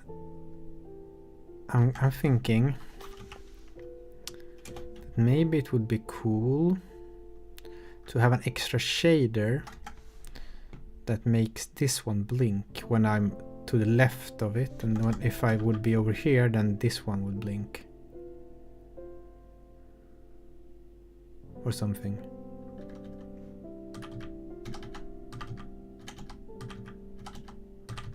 Nah, I don't need that. Scrap that. I'm gonna be done soon. Okay, when you talk to this guy, we need to stop blinking this guy. That's the first thing to fix here. Finally some clarity. Flash talk. Okay, flash talk needs to be deleted when you start talking to the cave, which means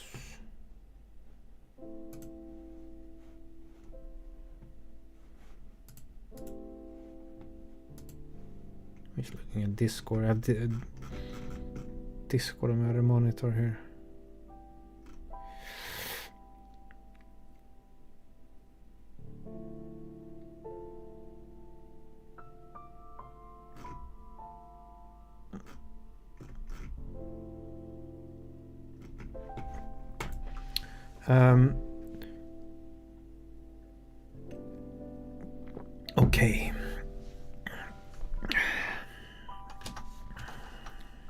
think this is one of the streams where I've gotten the least amount of work done, the most amount of staring. It's quite funny. But I did like that part about adding the scroll wheel thingy. That was my favorite part. Flash talk, okay. So when you talk to the cave, can we send an event that says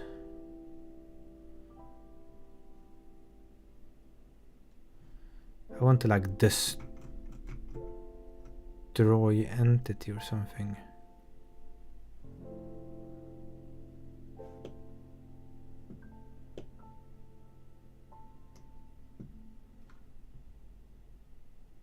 Destroy entity with tag. Do I have that? Doesn't seem like it.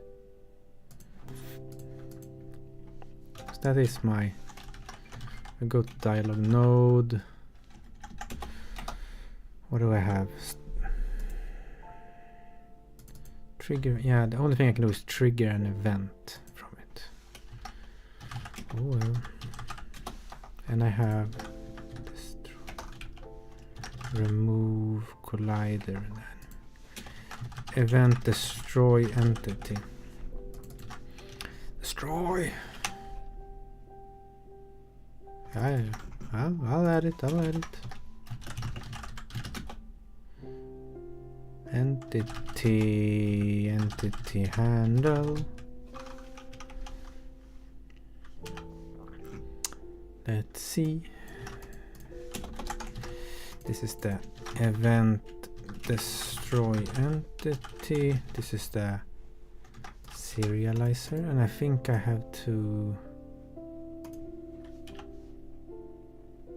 also resolve entity reference. Yeah, let's look at this guy. Resolve event. Wait, what's this? Trigger spline. What about inside the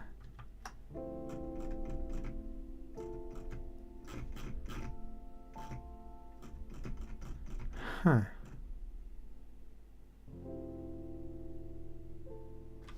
hate this code. This is code for after it has loaded a level, it manually goes through and resolves entity references because they have an ID on them. And whenever I've done that, but I don't think I've ever had an entity ID inside a dialog. Wait, I can't do that because I can't select an entity. What am I thinking here? Let's check what I'm thinking. Tag. Destroy entity. Right. Event. Why do I want this now again? I want to take this guy and destroy the trigger here.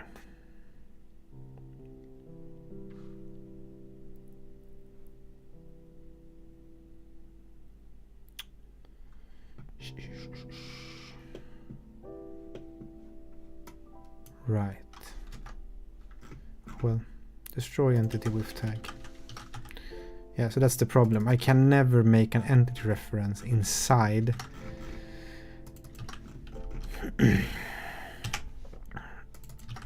the dialog editor because it doesn't live in the same sort of editor space. You know, if you... That's of course something. If I had made things a bit more better, I could have fixed that. But on the other hand, I get around with just using tags. It's just a bit less cool. But destroy entity. Oh wait, I need to find an entity with a tag and then whatever. Just take this one, destroy it. Because destroy entity checks. Okay. No, it would.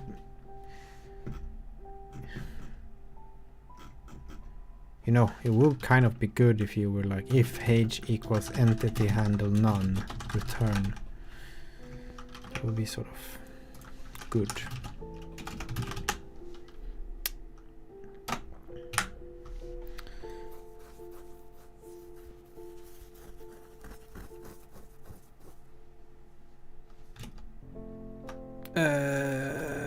Destroy entity with tag, and then it needs to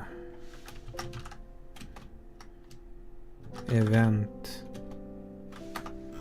trigger event this guy. Why? It feels like I'm duplicating code, because this stuff, I'll look at that later. I think I should have like a proc that draws this stuff for me. Right. I should have something that sort of puts in the extra controls for the destroy entity with tag. La la la la la, appear. There we go.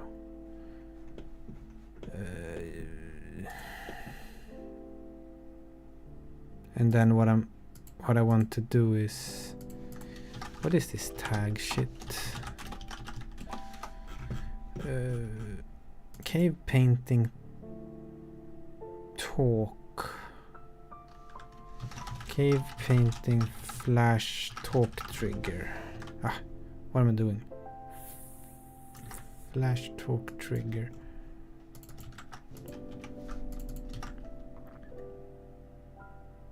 Go back. We go. This is why I love hot reload. I just doing all these kind of things and just adding editor features and just using them immediately. Nope. And adding tags in the code and blah blah blah. Yeah. So this, no, I have to set the trigger name. No, I have to set a tag on it to this one. So let's try now. Still flashing. What's wrong? I think it might be that I haven't implemented it.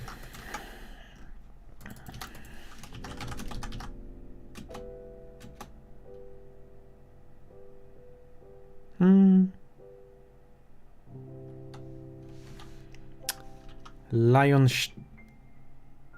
Shitik is asking, cool dialogue editor, how did you write it? Also, before I say anything, I just want you to notice that in this game you play as a cat, and the nodes that have marked as with player have cat ears. That's just so I can easily differentiate them. I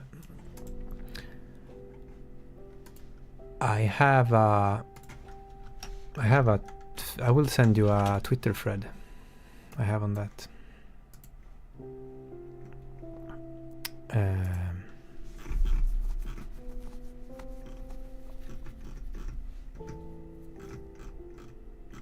So much posting on these here tweeters. Here, this is the thread, I think.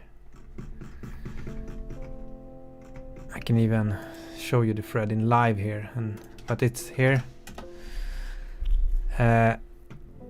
So I this thread starts like this. I guess it's time to make a dialogue tree. Branching cat blubber dialogue, let's go. So I did a little struct, and then I did an empty work area, and then I made a list of nodes, I think. So just a list of struct that was nodes, and they had a position. So that's this stuff. I kind of did that. And then I added a text field. I think I maybe also added this GUI component for the text field here, because I'm not sure if I think I added lots of GUI controls while doing this. And then it says next serialize the disk, and here I have serialization with undo. And the way this works is that whenever I do an action in my editor, I serialize the whole state of the editor and save that. And since my game state is quite small, it can actually do that. So whenever I place a node or move it, it actually serializes the whole dialogue and the whole level also and everything, puts it on a stack. But it also serializes these in a separate file. My dialogue file is like this. It's like, oh, here are the, every dialogue has, this is the non-dialogue, but it's for some reason serialized. But it's just a list of connections and nodes, and the connections say from which node to which node, and some nodes have several out connectors like this, and then it says from choice a number, so it's either -1 for nothing, or that is something like that. And then there's the nodes themselves, or somewhere down here. You know, the nodes have a position, and then they have a variant, and the variant is dialogue variant, like is this. This is a normal, a start, progress check, which can check global progress variables in the game, like this, progress check, blah blah blah. So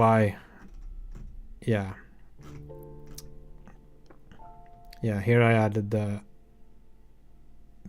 the choices, I think. No, this is my first demo of the dialogue editor. But the reason I was able to figure this out was because in my work I've been working and made shader editors. I made sort of the tools part of them. I didn't make the shader stuff. I made the tools part, sort of like connecting boxes and stuff. And here I added the choices, and the choices is just on the variant that's like the normal dialogue node variant, which is variant normal. On this one there is an array of up to 8 choices you can do, so then you can just get this, and then it renders the node differently depending on which node variant it has, and if it has choices it adds in extra stuff here. There's some procs also to know, like for a node, where are the different connectors, these kind of red blobs, so it knows how to pull the lines between them. And then what is this happening? Yeah, here is my first, hi, I'm the cat, hi, I'm squirrel, and I have my stuff like that. Here I have my cat ears. I added some vertical connectors because it was nicer, I thought.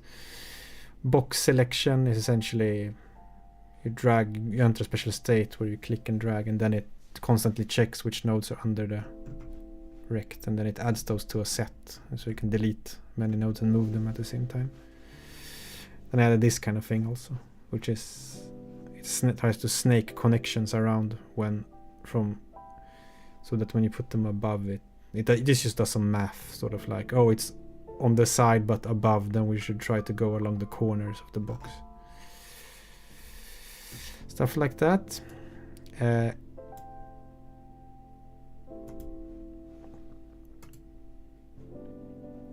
should close this.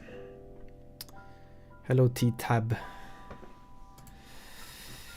What was I doing?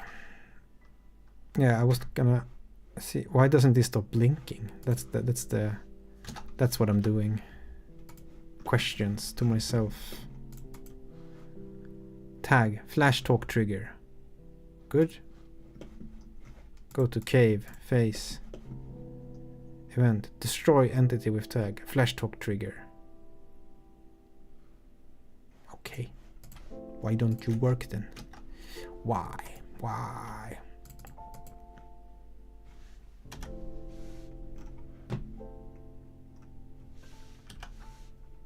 Find entity with tag. Wait, do I properly serialize this crap? Yeah, of course I do, but otherwise it wouldn't appear here again. Send event.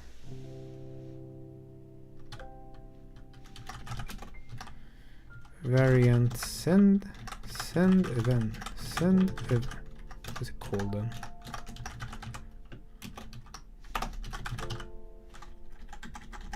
Trigger event, okay.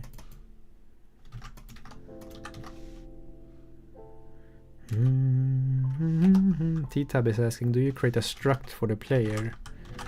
Yeah, here's my player struct. For some reason it has all the animations inside. Probably shouldn't have that, but they should probably store it somewhere else. But this is where they ended up, and they've been living there. This is totally unnecessary. I could have a little manager for that or something. There's stuff like previous position, what's your velocity, some special colliders for the feet and the head. And then there's the player state. The player state is a giant union of the normal state, dashing, hanging, jumping, climbing.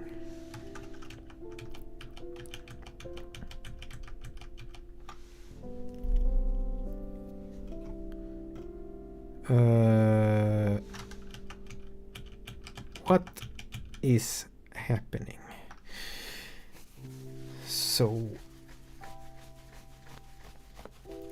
hello anyone who has joined recently, by the way.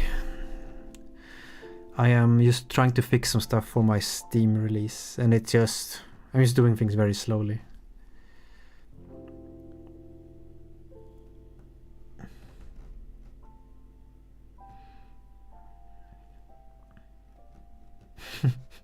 I'm sorry, I don't speak I don't know what your language is there, but it's something about Raylib.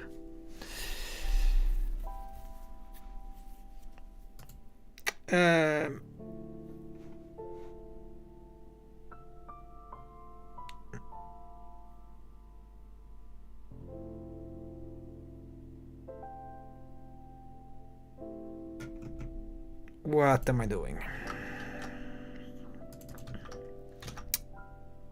Why doesn't this trigger properly?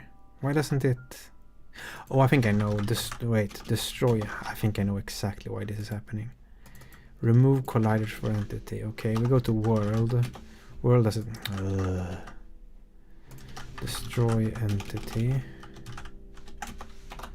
Remove colliders for entity. Remove trigger. Is there a triggers?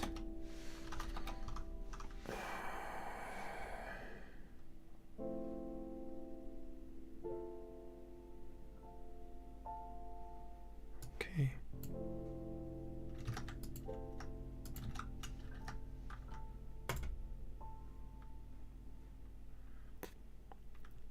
Hello, Alonso.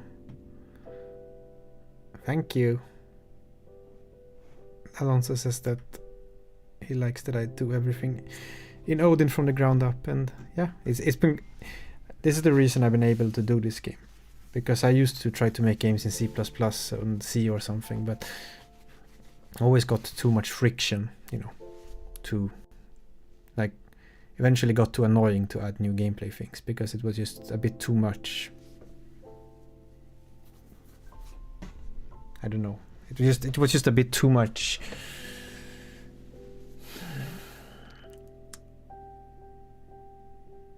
Too many small things to add everywhere to do stuff, and Odin just has this perfect balance of making everything a bit more comfortable. So I kind of feel that it's fun to make gameplay code in it.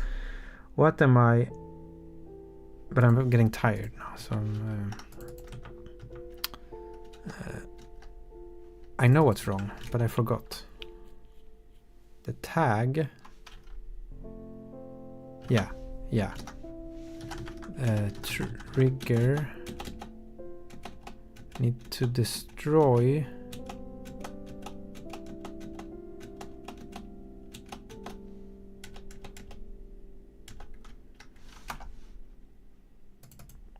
How do I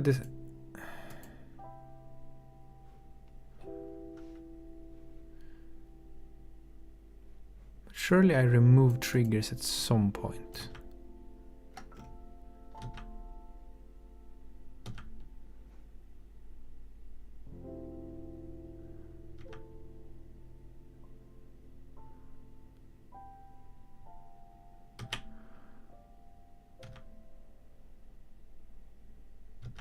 I know I do. What is this? It's like...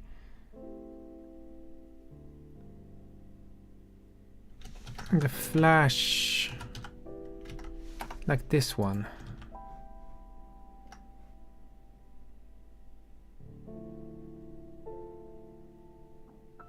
Yeah, and then it destroys the entity.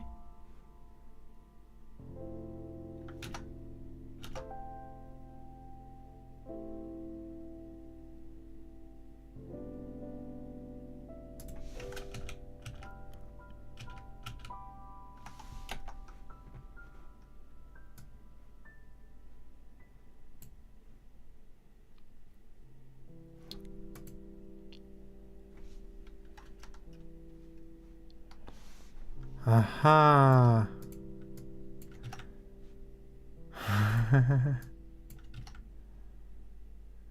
Get entity. TH trigger.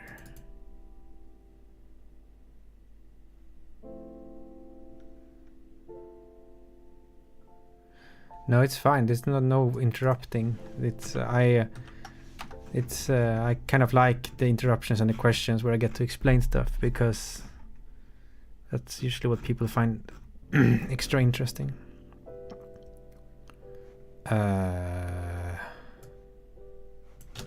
I'm just confused as to why.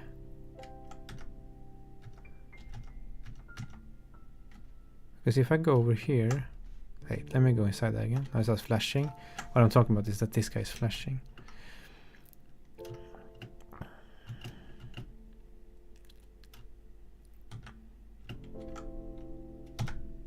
And now that one stops when I pick up item.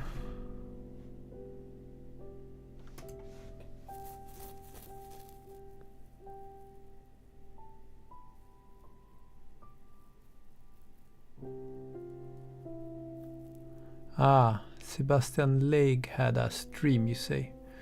That's fun. They made a. Did you watch also the JDH stream, the Danish guy? He did a.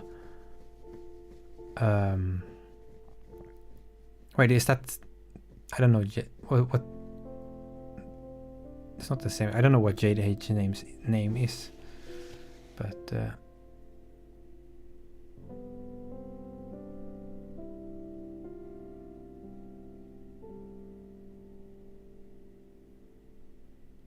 But anyways, I looked a bit at the JDH stream where he. Oh, okay, you're confused. Because JDH made a stream where he programmed Odin for like 5 hours and did like a invader style game from the ground up.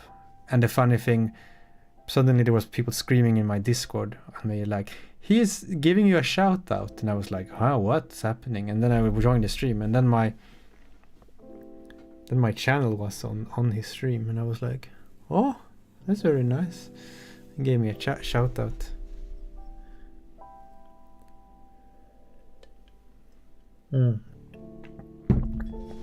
Yeah, no, it was very, very nice of him. Go check out. It's this guy. I'm gonna if anyone doesn't know it, I'm gonna just return the favor of. He does all these.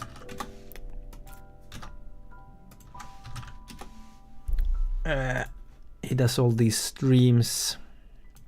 He has been doing lots of streams on like making his own game from scratch in C or C++, I think.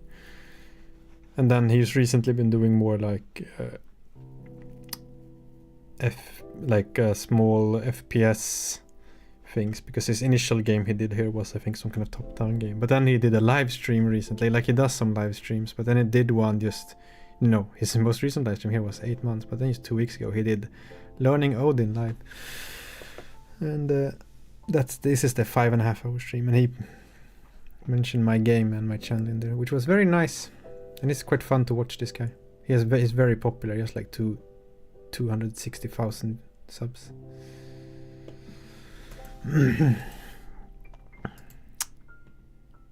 Okay, let's try to figure out what's going on here. My confusion here is that when I pick the butter up, it stops flashing because the trigger gets destroyed. There's a trigger here that makes this guy flash, but it's not working over there. Not working over with my talkie thing. So butter flash butter pickup. Okay, this is the trigger. This is my super crappy trigger that does stuff. Okay. So if you pick up the butter, then it goes through these guys, all the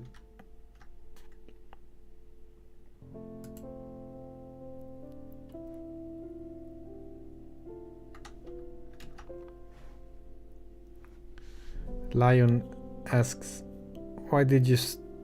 how and why did you start working with Odin? What got you into the language? I used to work in making game. I used to work with making game engine tools, like on my day job.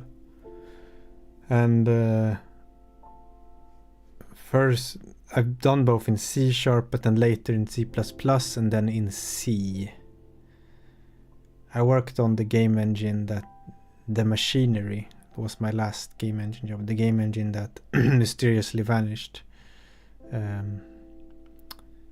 worked on that, and we did everything in C. And while that sort of, over the years also, I looked at Jonathan Blow's sort of Jai things, because I thought that sort of was like, he sort of was looking at C things, like fixing C or C++ things in a way that I liked. But he's never really releasing his language, is he? But then I started looking at Odin, initially because Odin was looked a bit like Jai in the syntax, but actually it works quite differently, but the syntax is in some ways similar. And then when I tried Odin, I realized that Odin is just a modern alternative to C. And when you program C, there's always things that annoy you.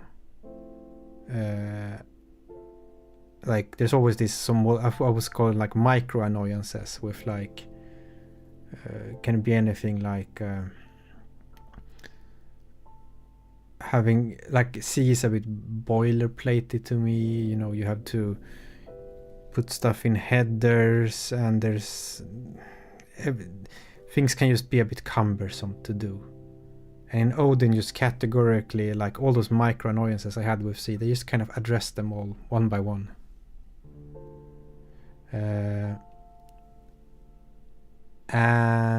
So I just thought it was like, this is like C but fixed. It's still low level, manual memory control, manual memory management, but it's yeah. So that's sort of, I just like it, and it's just it's low level language but has like sort of high level feeling features that make it nice to write expressive code with.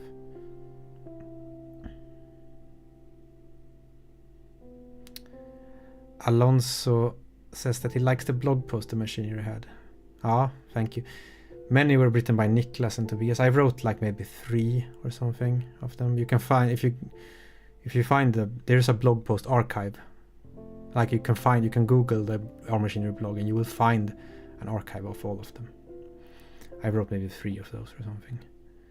And Evan asks, didn't the developer of the machinery also make the engine for Helldivers 2? Yes. My first game dev job was on BitSquid, which was an engine that was initially made in-house at Fat Shark, and later the people who make the Warhammer game, Darktide. Darktide is also made in the same engine as Helldivers 2. It was initially made for those people.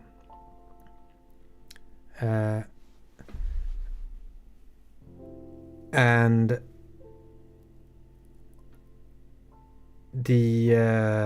so there was initially developed sort of in-house at Fatshark, but as a separate company.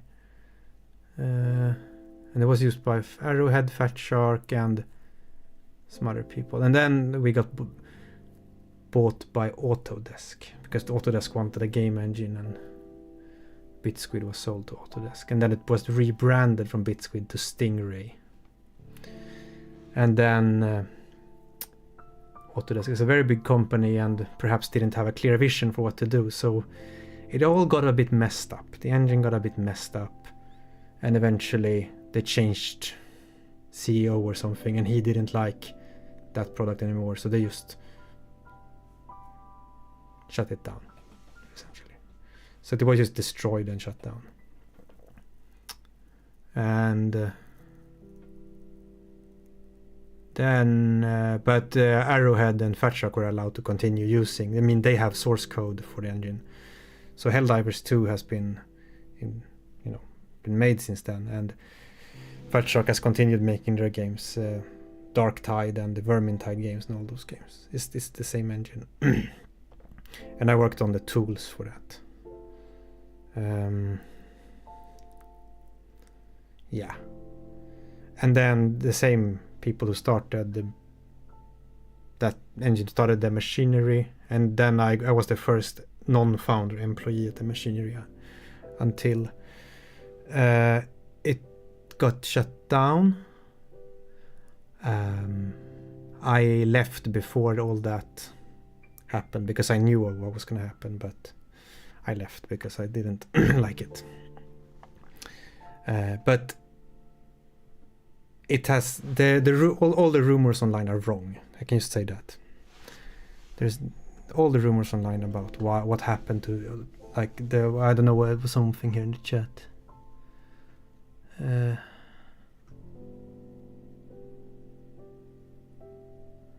Yeah, what you said, Alonso, about the rumor about it. Yeah, I can't say why it happened. They have to tell their own story sometime, the people, but no, everyone on the internet is wrong.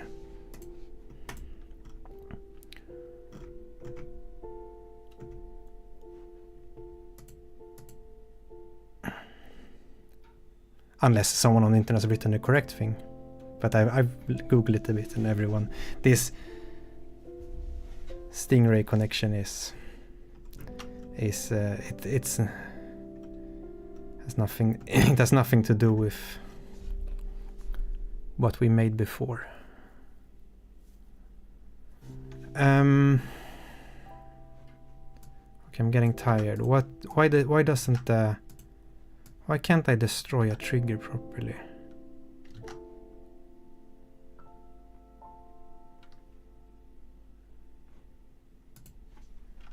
This one destroys.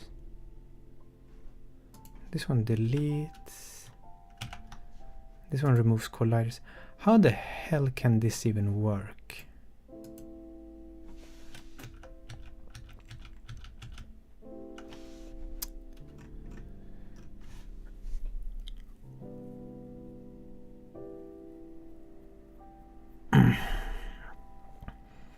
Yeah, I don't know. I think Jai might be released sometime, but it just, I think maybe Jonathan Blow should have done like what Ginger Bill did with. I know Jonathan Blow doesn't seem to like open source stuff very much, but I just think the way he's gatekeeping it is he would gain something probably from having, like, he can still be, the only one that this can write to the repository, He's the only one who can accept pull requests or whatever. He doesn't add everyone to it, but being able to have more people look at it and just come with ideas and send in pull requests of actual good fixes, because at this point Odin has so many fixes in the compiler and especially in the standard library from the community that it would not have been as good without all those things. So, and I think maybe I'm not sure if maybe Jai is sort of getting irrelevant before it's even released. But we'll see.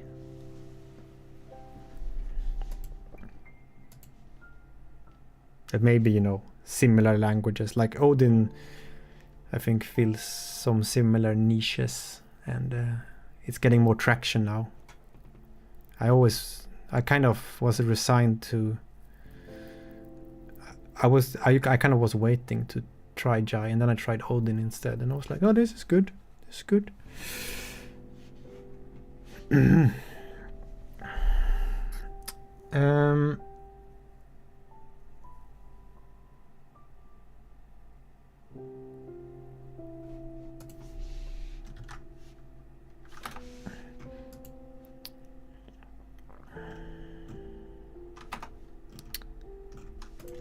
Destroy. I mean, to be fair, John Blow has a whole Discord server full of people. I mean, he has hundreds of people in his beta test, so it is not just him. But I don't think those. I think he still distributes binary compilers to them. I think he's the only one who has the source to the compiler, which is just, I don't know.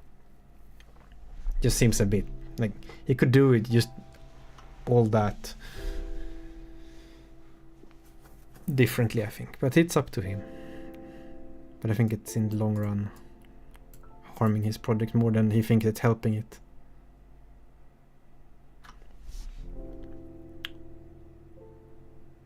I'm very tired. I don't know what I'm doing anymore. I'm trying to figure out this trigger. I just want to fix this, and then I just want to fix this tutorial stuff and then call it a day, because this is the slowest I've worked ever.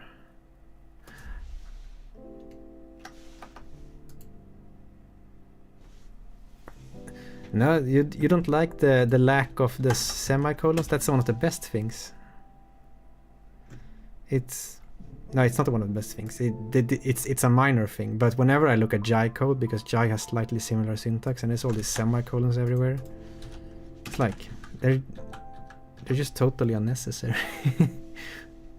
Here's a semicolon because it needs to differentiate this part of the if statement here from this part. This is one of the few times I think if I step around for semicolons, all of them are in if statements to do this split of initializing variables and doing the check.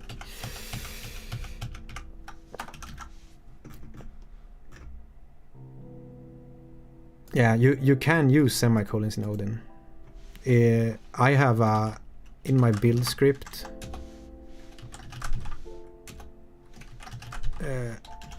I have vet semicolon. My compiler will tell me as an error if I put a semicolon I don't need. But if you don't have this set, then you can put semicolons everywhere. But there's not gonna be an error if you don't put a semicolon. So if you ever forget it, you're just gonna have there's no vet enforce semicolon. So you're just gonna have you're gonna forget it sometimes. So it's just gonna be random. So I would just say get used to not having semicolons and vet. I think I don't think at least there's a flag for enforcing it, but there's a flag for enforcing not having them.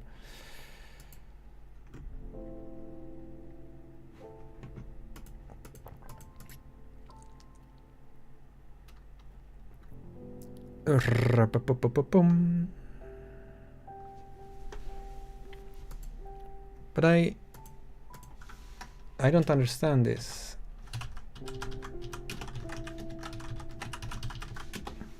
I don't understand how this thing it goes over all the entities and then it finds one that is a trigger, then it destroys it.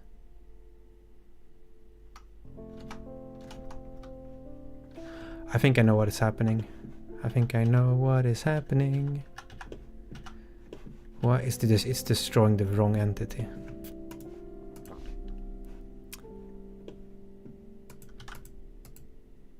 Yep, this one has the same tag. I love this new scroll bar. Scroll thing. Yeah, I think the compiler has a concept of semicolons internally. That, like you say, I think it's something like that. So there we go, now it's stopped flashing. It was deleting some other entity. Then we go up here.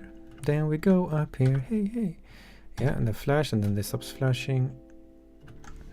Yeah, it was content error. It was because I find only one of the entity for tag, and it found the wrong one first and deleted that. So I was just staring at the code for the longest time.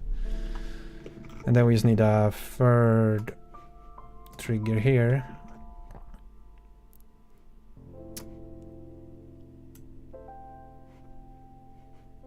Like this. And this one I will call flash butter.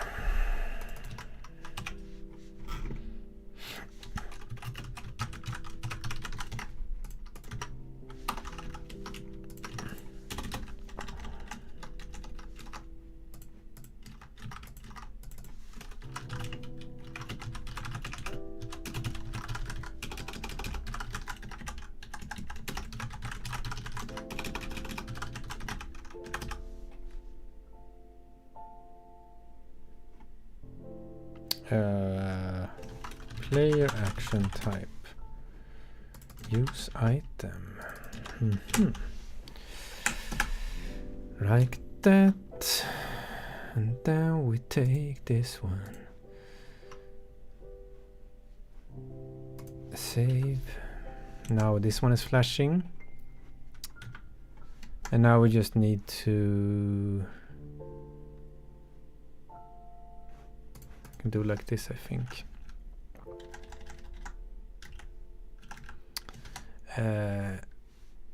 Open tutorial opening here. This one here we can just do trigger. I'm just gonna find a code that deletes a trigger based on its trigger name.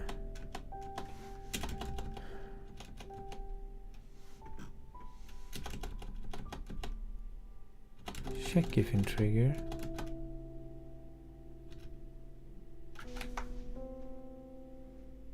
Yeah, this stuff. Destroy trigger. Proc.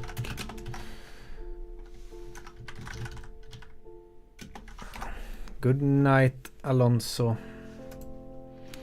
Thank you for looking forward to the game's release. Oh yeah, here I need a trigger. Trigger name. If name equals trigger, then destroy this one, please.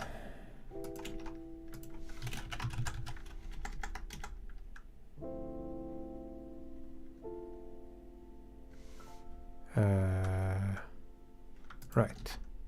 Then we break out of this. Actually, it can continue if it wants.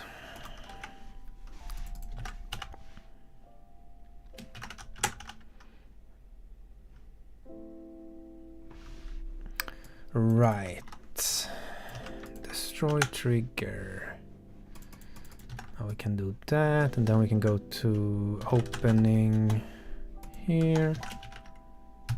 And then we need to destroy the trigger that's called butter flash.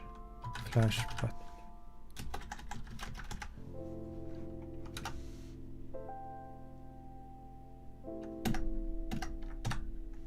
And it stopped flashing immediately. It stopped flashing, and this one is still flashing because I... Okay, let's go through it all, see if it works now. We run. We use the gamepad.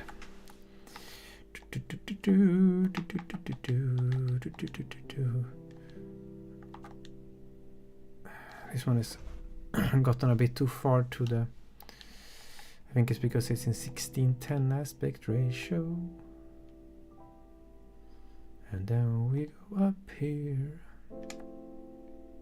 Now this one is flashing, you pick it up, it stops flashing. go up here, go through here, and you're out and about with your butter. That's all good.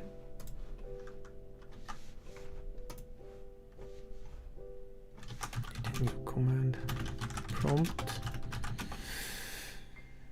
Okay, I've done a lot of crap here today.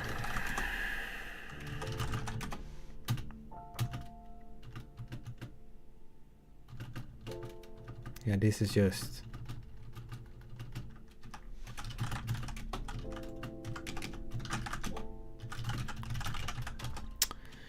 stream things. New GUI drop down scroll tutorial fixes. What more do we have?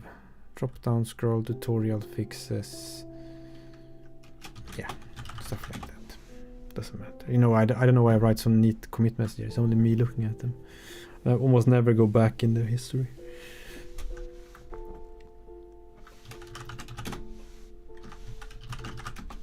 Okay. Right. That's what I think this is what I want. After all this is just an evening of thinking, essentially. So when you're down here, and you see this guy and this guy is flashing, like you're stuck here until you look at some stuff on the screen. You're like, okay, like you can press this button, like you're gonna have to look here and you see this thing flashing. I think that's right.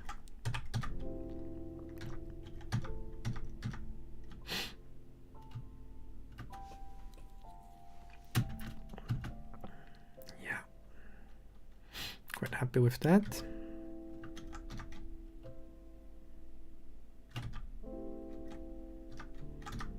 Then we jump through. All right, I'm gonna call it a day. This was a very long stream that was very unproductive because it was me thinking a lot and staring at the screen. But it was productive in some way. I like the part where I made a scroll. I'm gonna show you my favorite part again. The best thing ever. This stuff. This is, if you're working on your game alone and you need to do something, this was a super easy fix to get scroll into my drop down list, and it works for my purposes. I don't need more than this. There is no scroll bar on the side, but I have a scroll wheel, and there is you can make it fly away, but I'm not gonna do that because it's only me using this editor. All those things are fine. All those things are fine. Let's see. I'm gonna double check that my repository is clean. Yes. Okay. I am gonna call it a day. It's almost 1 o'clock in the night here. So thank you all who dropped by. I will probably do more streams this week because I'm just trying to get stuff done for my Steam release, and I think I need some motivation in the form of I think the problem is that I have been since the itch release I worked a lot for that release, and then sort of my tempo went down a bit, so I'm trying to use also the streams a bit to sort of